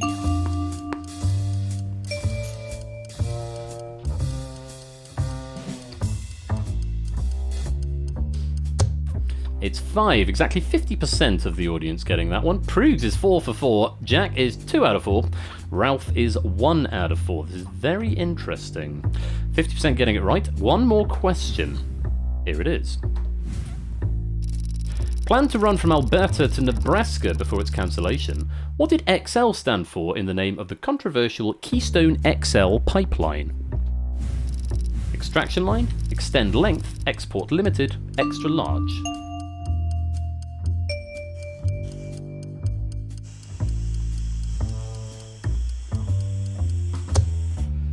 Export limited. Jack, the only player to get this one right in our hot seat players, finishing on 3 out of 5. Ralph just getting the 1 out of 5. Proo's getting up to 4 out of 5, but not getting this last one right. 25% of the audience managing to get export limited. That is the end of question 5 and the end of round 3.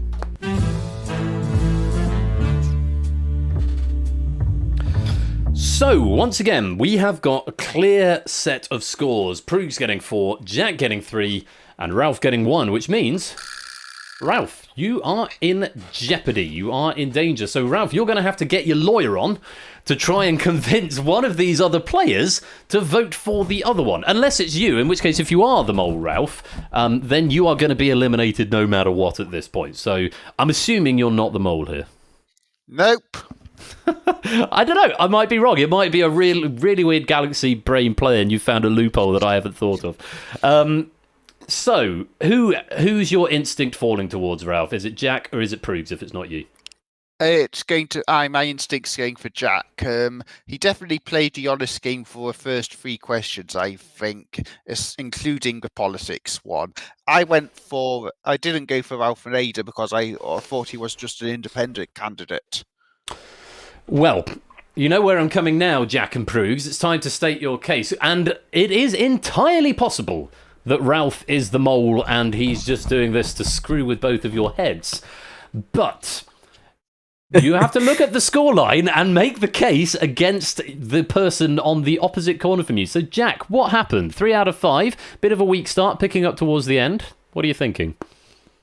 Curry was a guess. I just thought the second biggest number. And the pipe bomb was a politics question for me. It was the Keystone Pipeline that... I don't think Biden cancelled it, but he did something with it.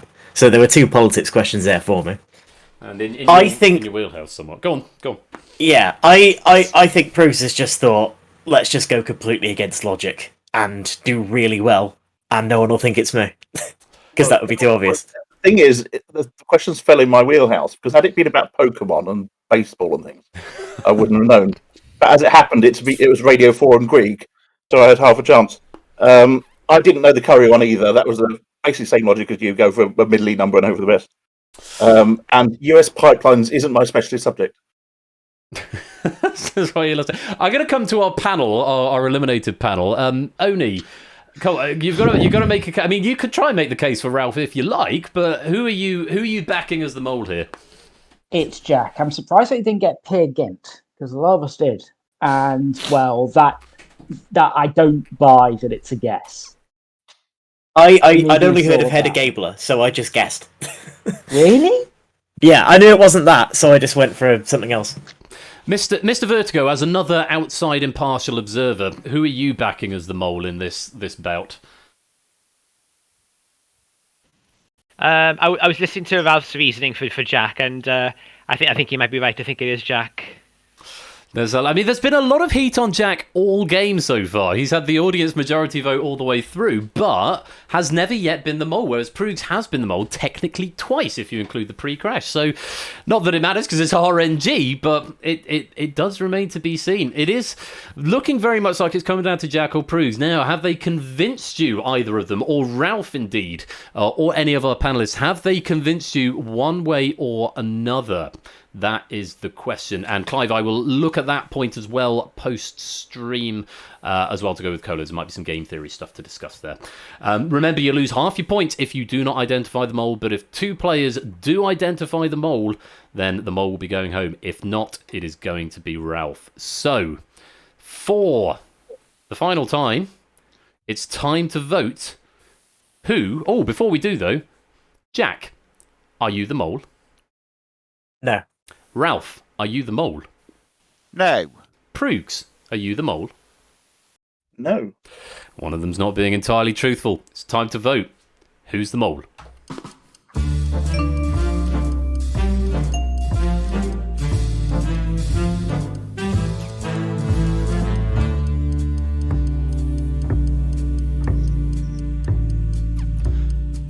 Clive, I've just read your comment while the vote was happening, and that's a great idea.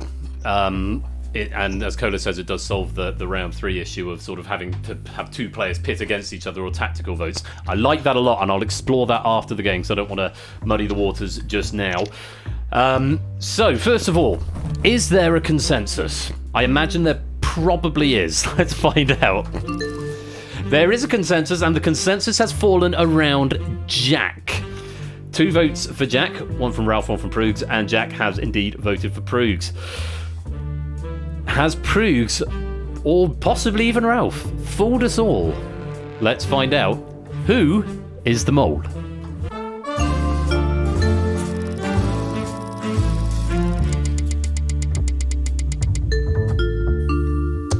It was Jack!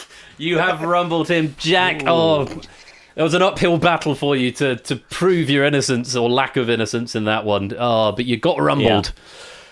I knew that if I was picked as the mole, that would be it, because I just seem sus, apparently. The most sus person. I will add, actually, Clive has just put this really excellent suggestion in. Rather than having a vote, would it be better if you just gave the last place player 1 chance to find the mole or be eliminated?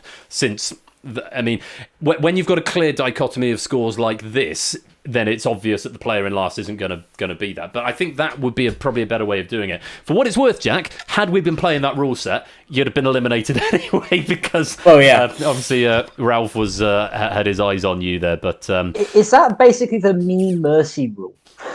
The meme mercy rule? Because I would have been in this round if it was that rule set. Sorry, say that again. Because remember last time I was on the docket and I picked the correct mole. And I was the only one to do so. Oh, yes. Well, I mean, Simpsons Angles just said, could all hot seat players get a vote even if they're eliminated? That would give some more weight to proceedings, possibly. So, a couple of ideas for me to think about in this. It does mean we are going to have Ralph and Proogs in the final, who both correctly identified the mole, and they're going to get to keep all the points they won. Let's see how the audience voted. 25% go for Proogs. It was 75% correctly identifying Jack there. So Jack, how was I more sus than Ralph?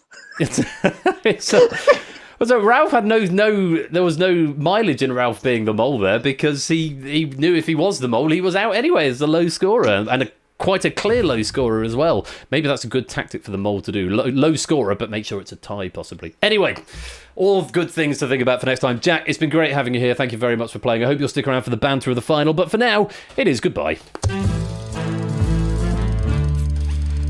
Wow, Proogs shoots up to 180 and Ralph is on 100. So an opportunity to play for the leaderboard for one of these two. And of course, gold, silver and bronze medals available for our players in the lobby who weren't in the hot seat game.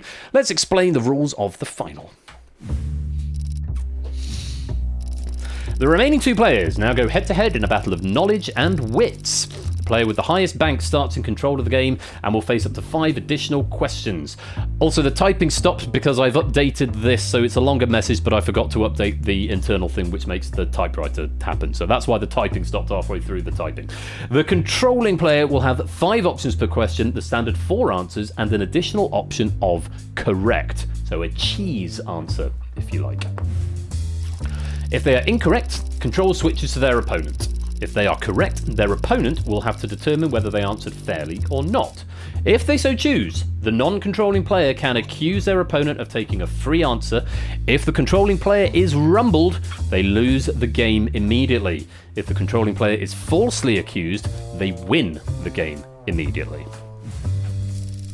If no accusation is made after a correct answer, gameplay continues with the same player in control. If question 5 is reached, the accusing player will have to make a decision to accuse without seeing whether the controlling player was correct or not. After 5 questions, if no accusations have been made, the player in control wins the game. Over in the lobby game, players receive 20 points for a correct answer. In the event the controlling player is correct, players may also choose to accuse them of taking a free answer. If players make a correct accusation, they are rewarded 20 points in addition to any points received for a correct answer. But if they make a false accusation, they lose 20 points. So don't start accusing wildly in the audience game, because those points can go away just as quick as they arrive if you're not careful. And of course, gold, silver, and bronze, I think it's gold, silver, and bronze in this game, await our top players. I need to check that actually. Yes, there is medal table and a leaderboard for this game. So gold, silver, and bronze awaiting our players in the lobby, and of course a prestigious place on the leaderboard for the winner of the game. And for this game, Proogs and Ralph, I would encourage you to keep your microphones on and try and psych out the other player into an accusation if you think, or not to accuse if you think that's going to be the strategy. It should be marvellous fun. Let's play. Can I ask a question? Yes, you may, Proogs. If you don't get accused, is it revealed whether you checked correct or not? Yes. So Right. good question. No, only on question 5, I think. So it will just say correct or incorrect. So you could secretly press correct 5 times, but without being accused, nobody would I know. thought it was saying correct Correct. and honest, so I think it does. It only does that on number 5. I might be wrong. We'll find. To be honest, I genuinely can't remember. I'd have to go back and check the VOD. I know it definitely does on question 5, but I don't. I think it does. Someone in chat might be able to tell me. I think it does, but not until after the thing has been revealed whether an accusation was made or not. We'll find out in one way or another. But that is a good question, and it's something I should know, and it's just something I've genuinely forgotten if I'd put that stage into the build. I think I might have done, but Silent Marine is saying only on question 5, so I guess we'll find out. Proogs, you have got the highest bank, so you're going to start in control. The order of questions slightly changes. Curry Hall, Pipe, Kitchen, Green. There is a general difficulty curve, but take it with a slight grain of salt because all the questions are still of a reasonable difficulty. Ralph, make sure you answer as well, because you could potentially bank extra points as well, but of course your points won't tick up in real time. Actually, neither will Proogs, but either way, make sure you answer, Ralph, even if you're not in control. Proogs, this first question on curry is for you. In December 1988, Edwina Curry was forced to resign as health minister after warning that most of what foodstuffs production had been affected by salmonella. Eggs, milk, onions, or pork? Proves has answered.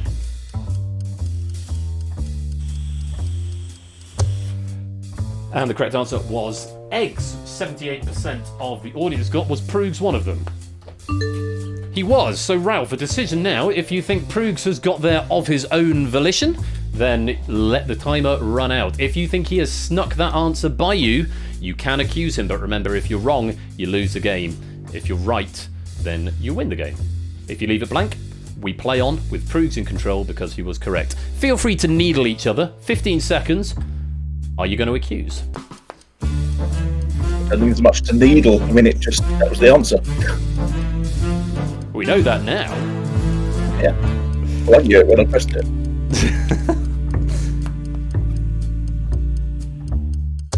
Ralph remaining silent, so Proogs remains in control. Let's find out if it actually tells us whether he was honest or not. I can't remember. We're about to find out. It does. So it tells you after every question. And Proogs did get there honestly. Right not to accuse Ralph. Oh, hello.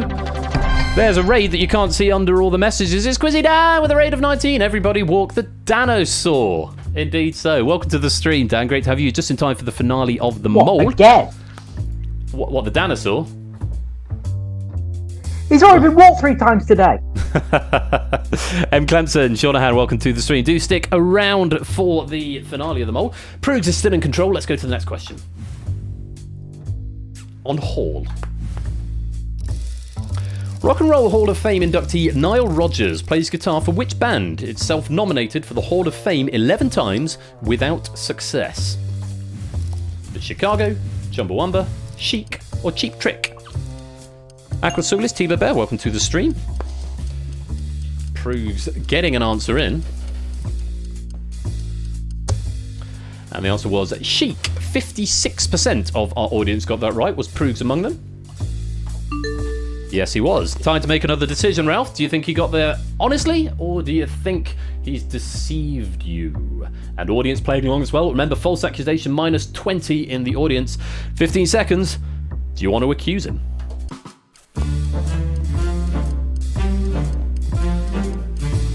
No needling. Proogs is trying to do some needling. I was wondering, Ralph's been very silent, really. I will not be needled. He will not be needled, and he will not be accusing either. A great big noise. What can it mean? Possibly a follow. Lily Benava, thank you very much for that follow. Welcome on in. Let's find out. Did Proogs get there of his own volition? Yes, he did. Honest John, 2 for 2, completely honest, and you remain in control, Proogs. Let's go to question number 3. On pipe.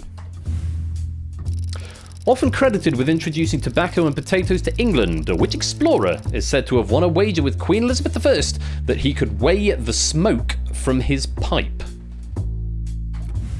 Was it Walter Raleigh, John Smith, James Cook, or Francis Drake?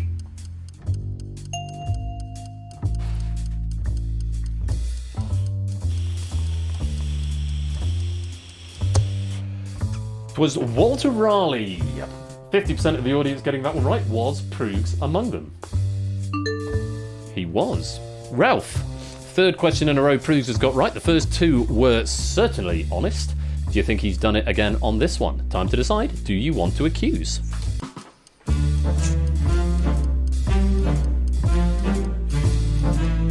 Needle, needle, needle.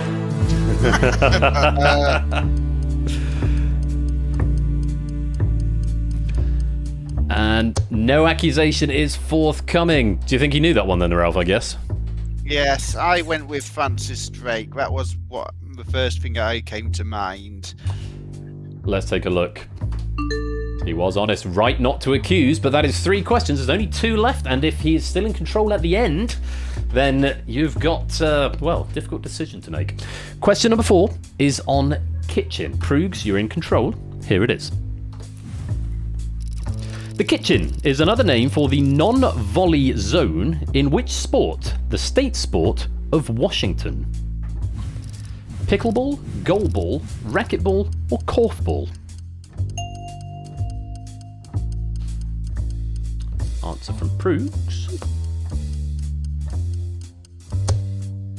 Pickleball was the answer. 63% of the audience getting this one right. Was Proogs among them? He was indeed. So the 4th question correct in a row. Ralph, 15 seconds to make up your mind as to whether or not you want to accuse him of getting there honestly or otherwise. 15 seconds. Time starts now.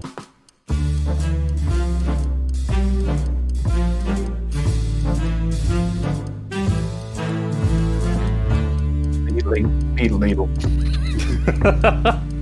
I'm trying. No needling forthcoming and no accusation forthcoming, which means Proogs will stay in control for the 5th question. Ralph, do you think he knew this one? Yeah, I think he might have got it through process of elimination like I did. Let's have a look. No, he didn't. He snuck it by you. An accusation there could have won you the game, Ralph, but unfortunately, You missed out. So, we have, maybe Prudes is setting a little honey trap here. 3 right off his own back, and then a sneaky one getting by you. It's time for question 5, and a reminder that after this question, it won't be shown whether Prudes is right or wrong. You'll have to make a decision to accuse or not. If you make an accusation, and if Prudes attempts the question, i.e. doesn't go for the cheat answer, and you accuse, whether he's right or wrong, Ralph, you will lose. If Prudes presses the cheat button and you accuse him, then you win, but you won't know whether he's even right or wrong. So an extra layer of deception on this 5th question, just to get around the weird thing of it always being the strategy to accuse at the end, because here you don't even know if he's going to be right or wrong. Hopefully that all makes sense. Prudes, you're in control for question 5 on green. And Prudes, if you get this right off your own back, there is pretty much nothing that Ralph can do, which is quite right because you are in control. So, best of luck. Here is the question on green. Named for its Swedish inventor, which infamously toxic green pigment was used by Victorians in everything from wallpaper to food dye. Orsted's green, Shields green, Garn's green, or Brandt's green?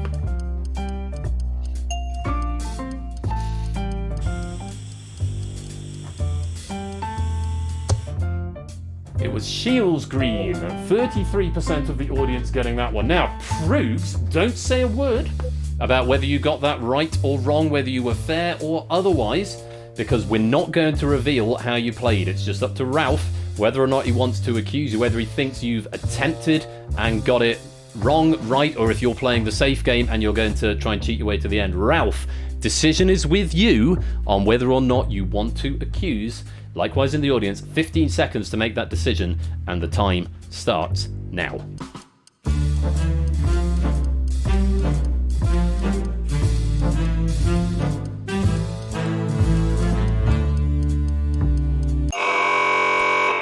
An accusation has been made.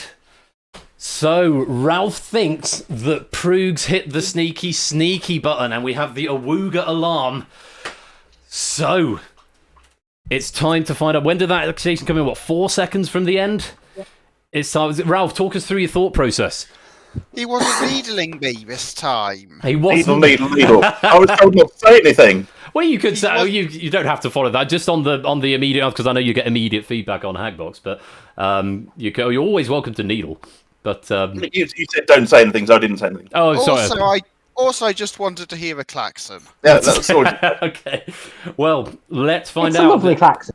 It is a good klaxon. The lack of needling has pushed Ralph to pushing the accuse button. Was he right to do so, or has he just let the game slip through his fingers, or was there nothing he could do and Prudes was right all along? Let's find out. How did Prudes play that question? Falsely accused and incorrect. So Ralph, if you had hung on another 4 seconds, then Prudes would have bombed out of the game because he did get that one wrong. Oh. So Prudes, you weren't inclined to cheat your way through at the end there? Is that the worst ending? It kind of sort of is, yeah. You were 4 seconds away from winning on question 5. But this is also very much nobody wins on... no, Prudes won. Prudes won. Weird. It's a bit weird me winning but getting it wrong, but I'll take the win. Oh, now we're even. It's a game. To be honest, mate. Yes. To be honest, mate, I very nearly hit the button and you hit it before me, so it stopped me from clicking. So thanks, mate. You're saving 20 pennies. Prudes, I won't say that you won on an incorrect answer because it is a game of strategy and tactics and wits as well as that. So you could have cheated your way there and then you would have lost on an accusation. The only way you could argue the toss that maybe you didn't win but Ralph lost, but you still get your place on the leaderboard and 260 pennies as well, Prudes. That is going to put you right to the very top of it as well. So huge well done. It's a game of strategy and wit. I'm not sure I really had a strategy or wit. To be honest, a lot of the questions fell my way, so there's a lot of luck involved as well. So. Well, and also good knowledge. Don't do yourself down, sir. Yeah, okay. Good knowledge of the questions you've done there. But well done, Ralph. It was a good game. Thank you. Well, look, thank you very much, everybody, for playing. It's been great having you here, and well done. We'll look through the leaderboard in just a tick as well for both the lobby and the hot seat finalists. But Alex, Jack, Mr. Vertigo, Prugs, and Ralph, thank you all very much for joining. I hope you've had fun, and we'll see you a bit later on. Thank you. Thank Have a you. lovely day. Thanks, guys. Take I care. was doing all the in the back, but I was on mute, so you couldn't hear me. Fair enough. That is like, Thanks, guys. See you in on. Bye-bye. thanks. See ya. Bye. So it is Prugs' day, falsely accused at the end, but also incorrect. So it is Prugs who takes the trophy and the medal. Let's go take a look at our final scores for our lobby players. David banking 40, James banking 50, Shadowmane 60, Simpsons Angle 90, ABME 100, Bassoonist 110, as did Pyro. Jack in the hot seat picking up 120. Dragon banking 130, Mr. Vertigo 130, and Ralph 140, Riff 140, Oni 150, and Matt 160. A few hot seat players in there, and into our top six. Colo getting 180, Silent Marine 180, Ianyo 210, Shapes to 220, Zeus 250, but Prugs at the top with 260. Gold, silver, and bronze going to Zeus, Shapester, and Ianyo there. And our champions overall leaderboard.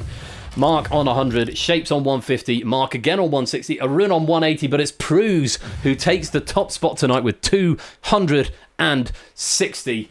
It's going to be a leaderboard position and medals for those top three as well. Hot seat players are ineligible to earn medals in this game, but yeah, quite a leap there, Prugs. Very, very strong play tonight. Very well done. You survived to the end of the mole, 260 pennies. Could have had any number of different outcomes, but you've played the game well and you've come out on top. That is it for On The Mole. We are going to do the Crystal Dome in a minute, but I would ask if you can hang around just for a few minutes, as Score, I think, has just mentioned in the chat. I do have a bit of an announcement to make, so please do stick around for that. We'll roll the credits and we'll do Crystal Dome in a few minutes' time, but for now, stick around. Well done again to Prugs. Thank you to Clive once again for a very juicy question pack. A lot of fun with that. And I will see you on the other side of the credits. Well done again to Prugs, today's Mole Champion.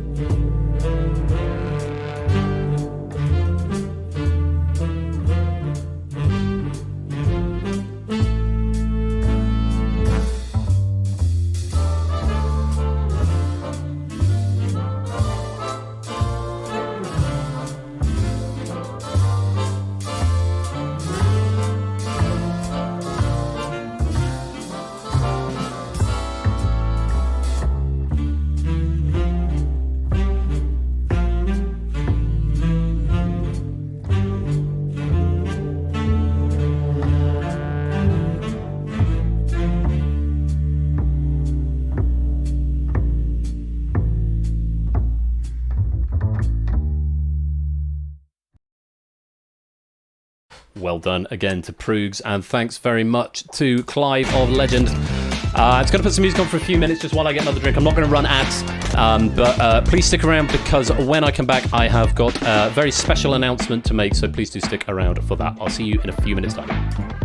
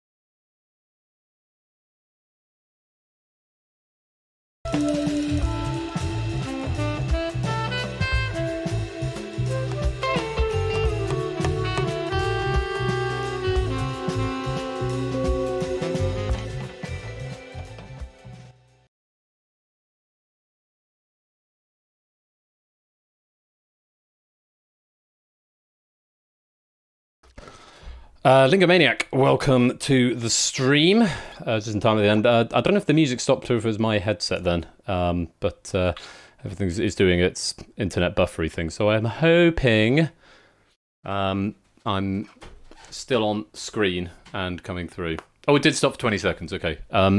Maybe give it an F5 or a refresh if you're running on latency at this point. I need to sit up in this chair because I feel like I'm too low. But it's because I'm always slouching like that. Cool, still here. Good. We'll do the Crystal Dome in a few minutes just to wrap up the night. I had to go and get a drink in F5 Suplex City, yeah. I didn't exactly plan what I was going to say here, but so I'll just give you the broad strokes of it. Quite sure how to start. I should have written this down. Anyway, you know how difficult it is for me to sit on stuff. I'm one to I like to share as quickly as possible. So let me preface this by saying this has been extremely difficult for me for the last few months. It's only just hence the standing desk. Good point. It's only just I've started to drip feed it into one or two people in the last week or so in the admin team, and so very few people already in the know on this. But here goes. Last summer, you may recall, I did a sort of Wordle-esque version of Only Connect, which had puzzles in the first instance, 3 or 4 days, and then a little bit more sporadically as it sort of went from there. That was a lot of fun, that project. I know a few people sort of got into that over the summer, which was nice and quite gratifying, and I'm glad you enjoyed it. Some other people who, it came to my attention very recently, enjoyed it, was a company called Kinetic Pixel, who are the people who effectively make Only Connect. They do the systems and the graphics of the game. And last week, they offered me a job as a junior systems developer for them. And I signed and returned the contract this morning. So from next month, I am going to be a junior systems developer for KPX. Yeah, it's thank you for all the congrats and stuff in the chat. It was a hugely exciting moment for it for me. BC Apodo, welcome to the stream. So yeah, I went. I said last Tuesday. Message from our sponsor Dragon. Thank you for the 100 bits. And Silent Marine, thank you for the 60 bits as well. So you remember I said last week on the Tuesday when I was still sort of recovering of the game crash and said I've got an early start. That was because I had to drive over to Caerphilly in Wales to where their main office is for a sort of meet and greet, sort of quasi-induction and a face-to-face chat with all of the people who were there. Had a lovely time. Was really nice to meet everybody, and everyone was very kind and encouraging and welcoming. So the full story is they sort of got wind of this Only Connect build that I'd done, and then I think they caught Craig, who's the CEO. I think he caught wind of QNL, which was the moment they joined the server, and some of you may have seen a message from Craig that he did post publicly into the PC Discord, which I somewhat followed up on, and it was a little bit of a journey to get there.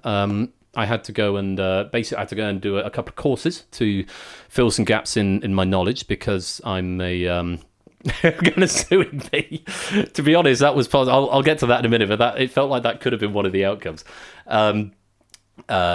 Before I met them, when that sort of before we'd had a lot of conversation about it, but yeah, so they sort of got hold of Q, and I had to do some courses because I'm a self-taught programmer, more or less. I've been programming for the last 5 years and doing game show stuff for the better part of 4. That was a networking event of a fashion, not an intentional one. But yeah, I sort of put myself through these courses in the new year, and in the early part of the new year, and yeah, they've got in touch again and signed a contract, and I'm going to be starting on the 6th of March next month. So that's the exciting part out of the way. So it's sort of a new venture, and again, I just want to re-stress enormous thanks to a few people before I get on to the main point. This is not just an ego trip for me just saying this. There's other ramifications of it as well. But just to say a couple of words of thanks. First of all, to Ash, who got me into programming in the first place, did a lot of hand-holding for me early on in the days when I first started programming mods for Catane, showed me the basics of Unity and C#, and without whom it's fair to say I wouldn't be here now. To Blockworker, who's a name you probably recognise, but maybe don't recognise him by that name, Blockworker, but he is one of the admins in the server, and he's the name Alex Karitanov, who's in all of the credits under special thanks for the game. Alex was one of about 3 people that I told in the very first instance when I had my first initial meeting with them, and they said, "We like you, but you need to sort of level up a bit." Alex was one of only a couple of people outside of Megs was another one, and there may have been 1 or 2 others, but not many. It wasn't. I didn't even tell the admin team until like Friday, so it wasn't public knowledge. But Alex was very, very generous with his time in giving me a little bit of a sounding board and being a bit of a coach through some of the trickier areas of these courses. So massive thanks to both of those for all their support over the years in the last few weeks in particular. I mentioned Dane, this might result in a cease and desist job.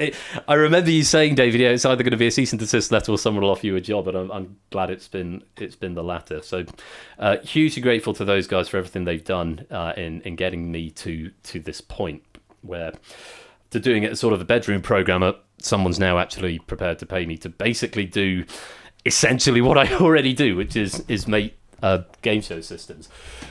There are a couple of caveats that come with it, as is to be expected. I mean, I was basically, I barely crossed the threshold of the office before I had to sign an NDA, because obviously they're developing formats for games that haven't even been recorded yet, never mind transmitted. And so the big thing at number 1 with the bullet is that my format development has now come to a conclusion.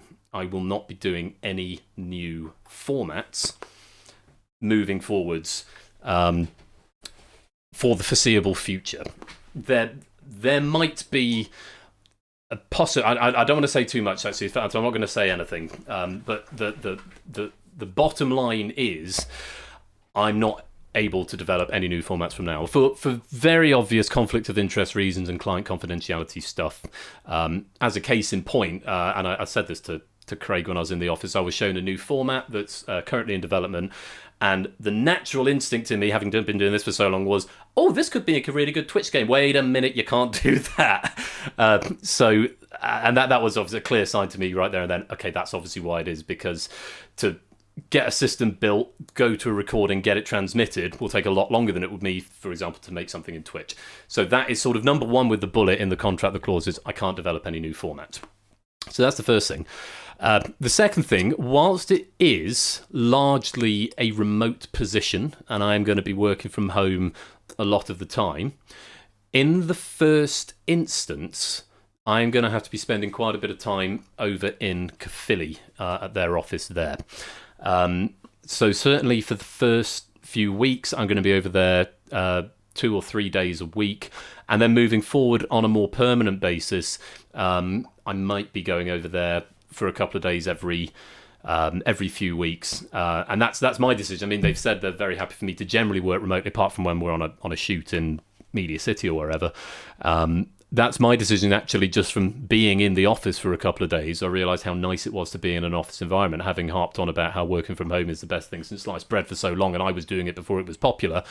It was really nice to be in an office environment, and I feel I would be missing out if that was something I didn't do something with. So that's naturally, that is going to have an impact on my ability to stream. So from March, the Tuesday streams are going to have to be, at the very least temporarily, if not more permanently, canned, put on hiatus.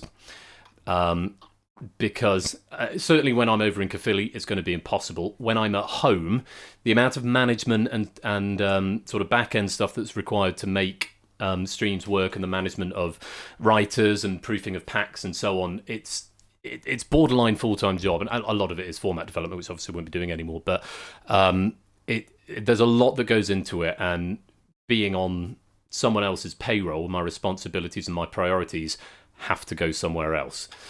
I'm going to try and keep going on the Saturday streams, and the current plan is to basically extend Season 10, so it is just Saturdays only, and all of the packs that were scheduled for Tuesday from March are going to shift to Saturday, which means the season might be extended by another 4 or 5 weeks. When that comes to an end, probably at the beginning of May, I'm likely to take a bit of a break, and then Game Night, I like to think, will come back in probably a more limited capacity. It's out of respect to the question writers who've already submitted packs or are already working on packs, and it would be, I feel very unfair of me to just say I'm not doing any more streams and your packs aren't going to be seen. That would be very unfair, and I was quite clear about that during the interview process, that the people have given their time and effort to making packs already. At the very least, I want to see out the packs that are there. So once those are done, the ones that are currently earmarked for the rest of season 10, which will go on to an extended season just on Saturdays, I'm going to have a think about how I want to go forward.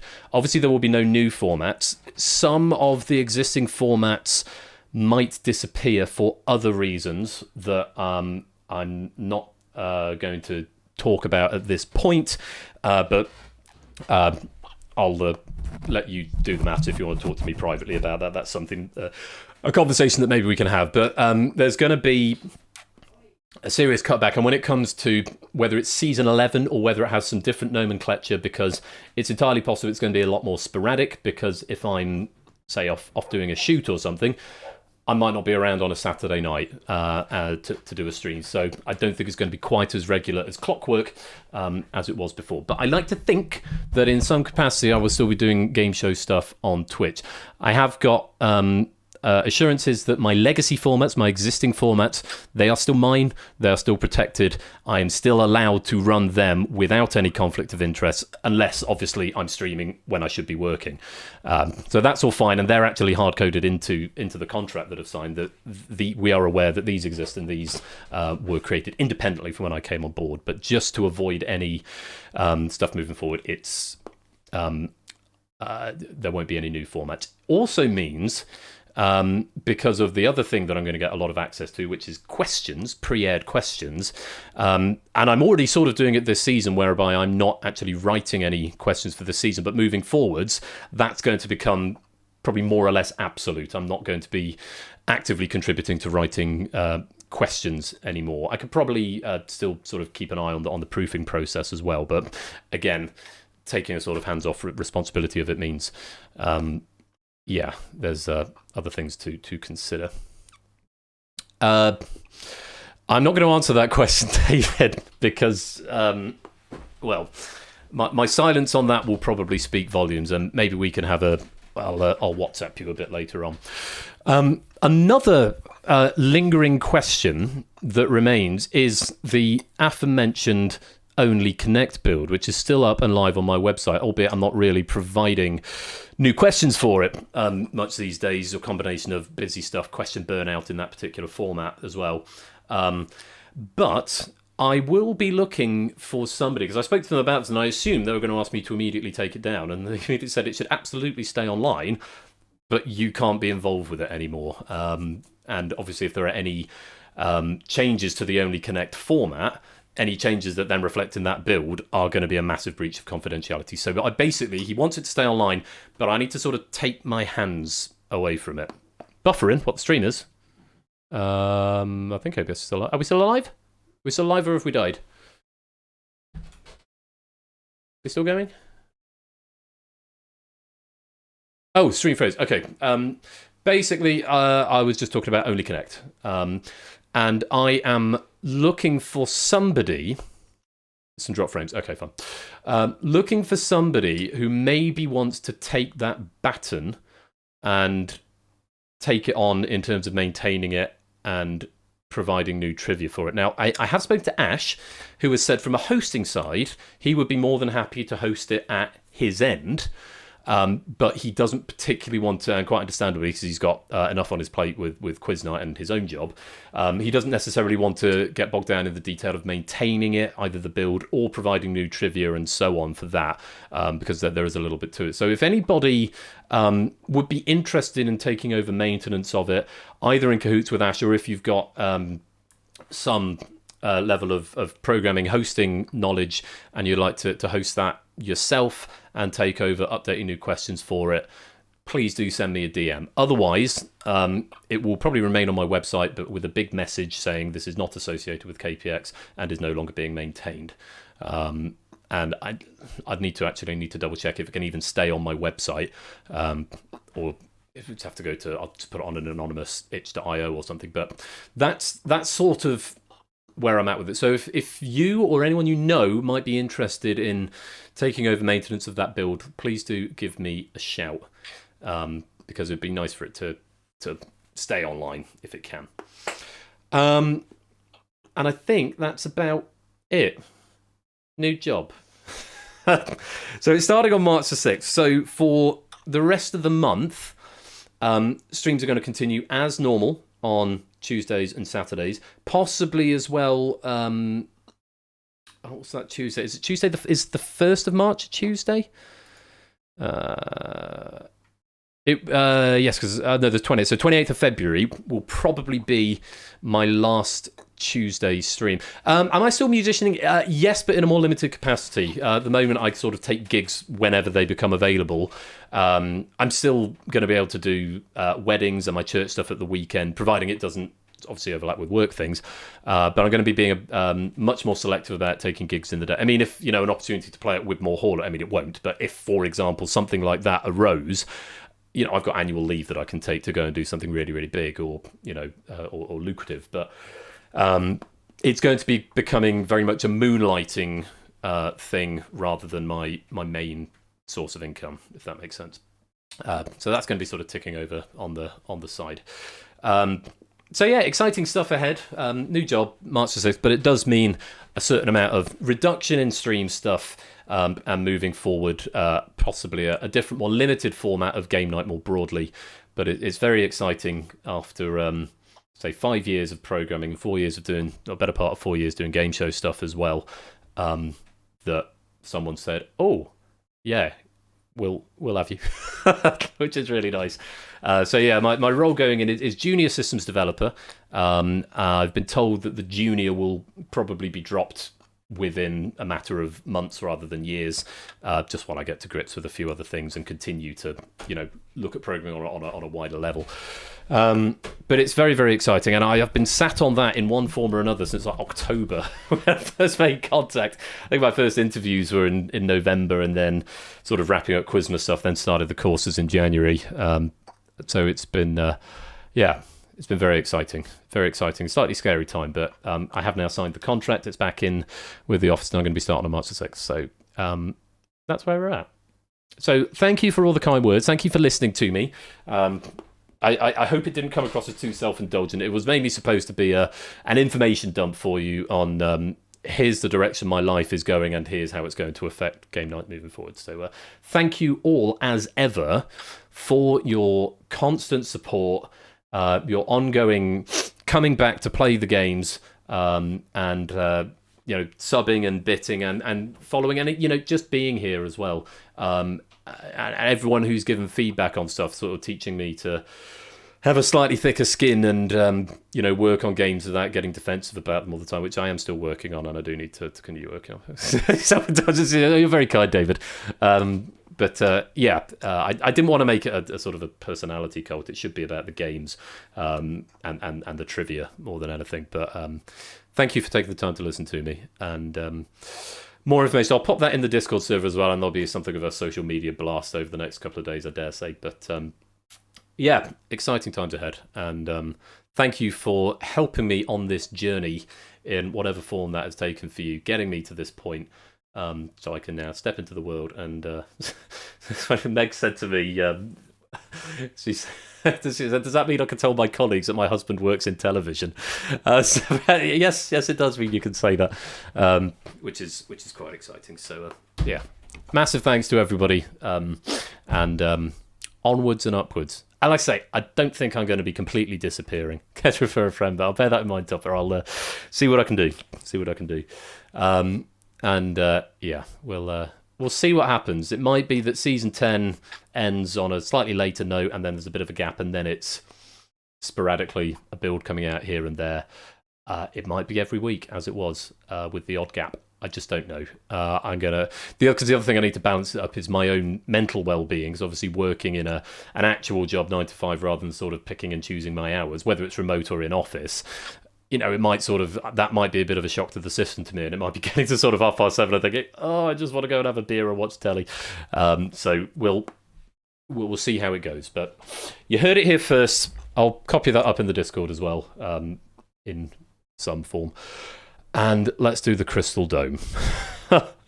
After all that. Game with Cam is what I want. That one there. There we go. Exclamation mark play! If you want to come play the Crystal Dome. There's your instructions.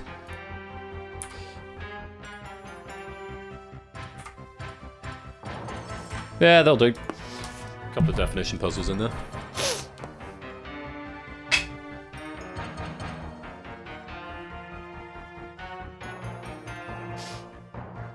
I'll give you till the end of the theme to come join. Exclamation mark play. Then you've got a few seconds to get your predictions in. How many gold minus silver you'll get in total. As a collective so far, 4, 8, 12, 6, 20 of you in so far. Something else I should add, while we are still doing game night stuff, Saturday, Crossfire, Data Leak, and Red Herrings. Crossfire by Fire, Data Leak by Shadowmane, Red Herrings by Oni. I'm also going to try, depending how things pan out, and catch up on Lingo's Danger Zone pack that we were supposed to play last Tuesday. I think we'll do a bit of an extended stream on Tuesday. I mean, Data Leak and Red Herrings are both relatively short games anyway, so let me lock the lobby, or take that away. So Data Leak and Red Herrings are relatively short, so I think there'll be space for some Danger Zone at the end and without it being too late. So anticipate Danger Zone coming up on Saturday. Crossfire is back, and I fixed Emily. So the TTS is going to be back in the game with Crossfire on Saturday. Thanks to Polkadots for asking a question in the Bash server about TTS and making me open the build and look, oh, hang on, I just need to add it to the ASDEF file, and it was fine. Thanks to Polkadots for that. So Emily with TTS is going to be back in Crossfire. That's the best news of the night. Pretty much, AVB, pretty much. Let me lock the lobby, get your predictions in. 22 players in total. Yes, Crossfire, Data Leak by Shadowmane, Red Herrings by Oni, Crossfire by Fire, Data Leak by Shadowmane, Red Herrings by Oni, and the Escape Artist by Lingo. I might move the Escape Artist... not the Escape Artist, sorry, Danger Zone by Lingo. I might move that in between Data Leak and Red Herrings. I'm not quite sure of the audio. I'll figure it out at some point. And then next Tuesday, Battlefront and Google That. Battlefront by Colo and Google That by BC. That's next Tuesday.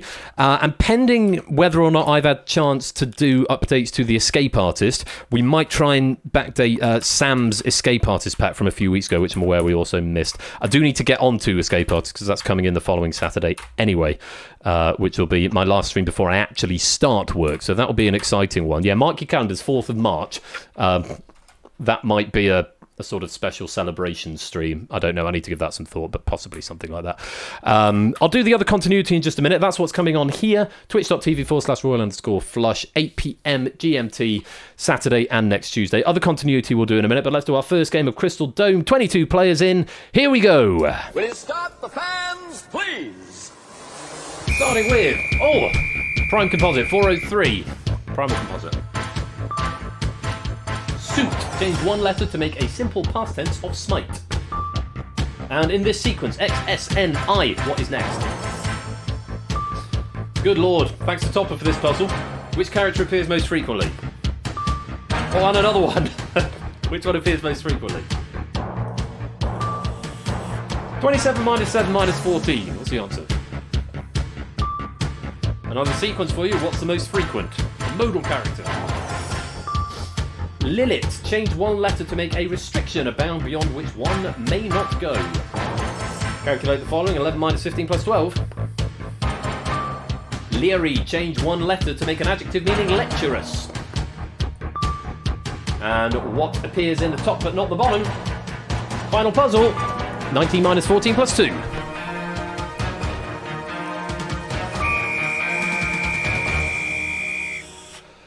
And there is your time up. 403 is composite.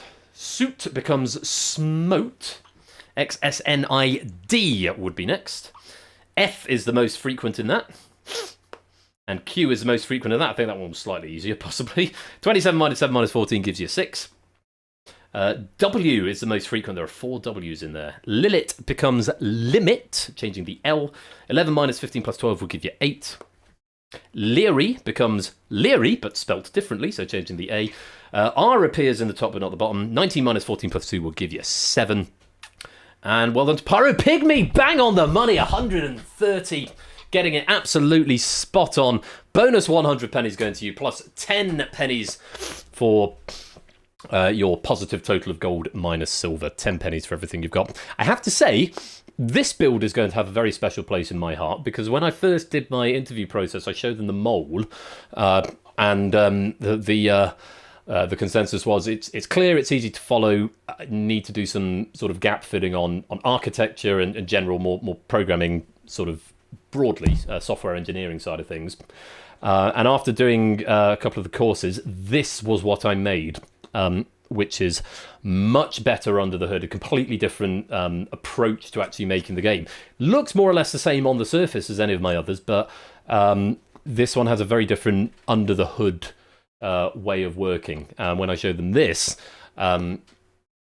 this led to a job offer 2 days later. So this game is going to have a very special place in my heart for that reason. Right, pennies have been updated. We'll do just one more of those. Well done to Pyro there, getting it bang on. There's your instructions. That's fine. That'll do. We'll leave that in. So, while you're joining this game, let me do the continuity for our friends elsewhere. Bash. What's Bash up to this week? Is it Breakaway this week? No, it's Redacted. I'm looking at the wrong week. Redacted with Ash tomorrow. Let's give him a little shout out. AT_Bash. Redacted with Ash tomorrow at 8 p.m. over on his channel, twitch.tv/AT_Bash. And Friday, it's Duel and Outright. Duel and Outright with Bash on Friday at 8 p.m. That's going to be a good stream, so make sure you get over for that. Elsewhere, our friend Topper1 Gaming. Topper1 Gaming. He's going to be streaming on Thursday this week. And what's he got on the docket for Thursday, the 16th of February? Is Word Chain Royale, Checkvist, and Elimination. Checkvist by Oni and Elimination by Ape Minky. So that's with Topper. Play Ape's Elimination Pack, please. Oh, no, didn't mean to click that. Wrong button. Yeah, so, okay, Ape getting a particular shout-out for his Elimination Pack with Topper on Thursday, so make sure you go along for that. Give him a follow. 8 o'clock over on Topper's channel. Cool, and I'm going to be back on Saturday, as I said, with Crossfire and Data Leak, Red Herrings, and probably Danger Zone as well, maybe not in that order. Time to make your predictions, if you would. 20 players in this time. And then that's going to be it from the stream. We are going to go and raid My great friend Hudz. I mean, he's got 101 viewers, but what's a few more? Looks like he's still going. Hudz is a good friend of mine and a Sonic speedrunner. He's doing ESA in... Is it next weekend? The weekend after? So he's going to be doing some Sonic practice for that. So we'll go and say hi to Hudz. Right, all predictions in. Last quizzing trivia of the night. Here we go. Will you start the fans, please? -3, -7, +11 to start us off. Oh, blimey, 973, Primal Composite. DHLP, what's next? Yuck. What's the modal character there? And there.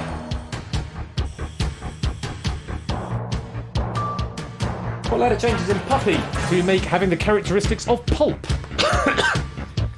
3 of the letters are the same in that one, so maybe a bit of a clue. What appears in the top and not the bottom? There's a pattern, emoji pattern for you. How many times does that one appear? 6 + 1 + 2. What'd you get? Change a letter in doing to make approaching death, about to die, moribund. Take that sequence, which character appears most frequently? And the same in that one. A lot of modal sequences in this one tonight. Last few seconds. Kodo with a 45 silver. Well done to Clive and a Podo. 12 out of 12 with no silvers. Very well done there. 973 is composite. DHLPT is next. X is the most frequent in that one. Kodo, are you okay? Zeus getting 40 as well. S is the most frequent there. Puppy becomes pulpy, so changing one of the P's. A appears in the top but not the bottom. That emoji appears 3 times. 6 + 1 + 2 gives you 9. Doing becomes dying. Nice morbid way. Found a mole, there's 2 of them. Q is the most frequent there, 4 of them. And R is the most frequent there. And it's Silent Marine with a prediction of 80 was 4 away. Obviously, I counted a little bit more for Zeus and Kolo moling around. I don't know if I should fix that so you could only give... Because at one point it was you can only give a maximum of 12 answers. But I kind of like the swings of the game. People being able to sabotage it at the expense of their own pennies. Oh, can I offer my profuse apologies then, Zeus? 100% legit, I believe you. Well done, Silent Marine. Extra 100 bonus pennies going your way.